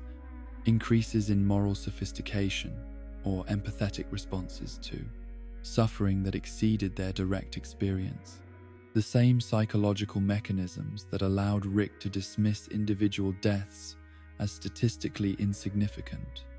also enabled cosmic-scale entities to treat planetary genocides as routine entertainment or administrative decisions that required no more ethical consideration than ordinary resource allocation choices. The cascade effects that connected individual acts of violence to civilizational collapse demonstrated how actions that seemed morally neutral or justified within limited contexts could create systemic consequences that exceeded the perpetrator's intentions or ability to predict and control outcomes across extended temporal and spatial scales. Rick's casual manipulation of governmental systems had been designed to solve immediate personal problems without consideration for long-term effects on populations whose welfare he considered irrelevant to his own interests and objectives. The normalization of cosmic-scale violence through repeated exposure to destruction that exceeded normal human comprehension created psychological conditions where even beings who retained some connection to conventional moral frameworks gradually adapted to accept increasingly extreme forms of suffering as inevitable features of existence in a universe where power differentials made meaningful resistance or moral opposition impossible for most conscious entities. The philosophical implications of systematic cosmic violence raised fundamental questions about the relationship between intelligence and moral development that suggested technological capability and psychological sophistication were not inherently connected in ways that promoted ethical behavior or concern for the welfare of supposedly inferior beings. The evidence from Rick's adventures indicated that superior intelligence could be applied as effectively to systematic destruction as to constructive problem-solving, while unlimited power could corrupt moral reasoning rather than enhancing it. The recognition that cosmic-scale mortality was not aberrant but routine throughout the multiverse created existential anxiety about the fundamental nature of existence in realities, where conscious beings regularly encountered forces and entities whose power exceeded anything that conventional moral frameworks had been designed to address or constrain through social institutions and ethical principles. The mathematical certainty that infinite variations of cosmic genocide were occurring simultaneously across multiple realities made individual survival seem miraculous rather than normal, while also highlighting the arbitrary nature of continued existence for anyone who lacked sufficient power to protect themselves from beings whose psychological development had eliminated normal constraints against systematic violence. The ultimate horror of cosmic-scale mortality was not the specific instances of genocide and civilizational destruction that Rick had witnessed or participated in, but the systematic way that exposure to such violence had conditioned him to accept increasingly extreme forms of suffering as normal features of multiversal existence that required no more emotional response or moral consideration than natural disasters or inevitable biological processes that occurred without conscious intent or moral significance.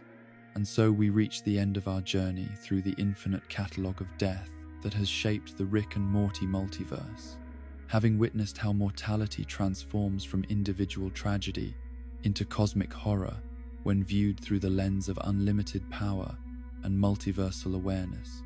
We have seen how Rick Sanchez evolved from a man who once treasured every moment with his family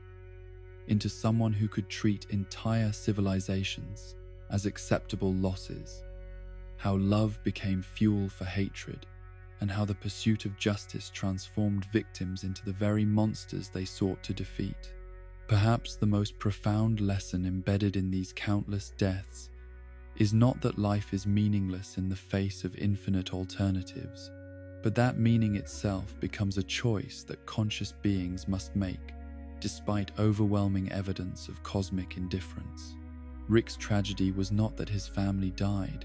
but that he allowed their deaths to corrupt his capacity for recognizing the irreplaceable value of every subsequent relationship and every moment of connection that remained available to him. As you drift towards sleep in your own singular, precious reality, remember that unlike Rick, you exist in a universe where every choice carries weight, every relationship has meaning, and every life possesses unique value that cannot be replicated or replaced. The horror of infinite realities is also their greatest gift, the recognition that this moment, this connection, this quiet peace you feel as consciousness fades, exists nowhere else in exactly this way. Rest now, knowing that in a cosmos of endless possibilities, your dreams tonight are irreplaceably yours.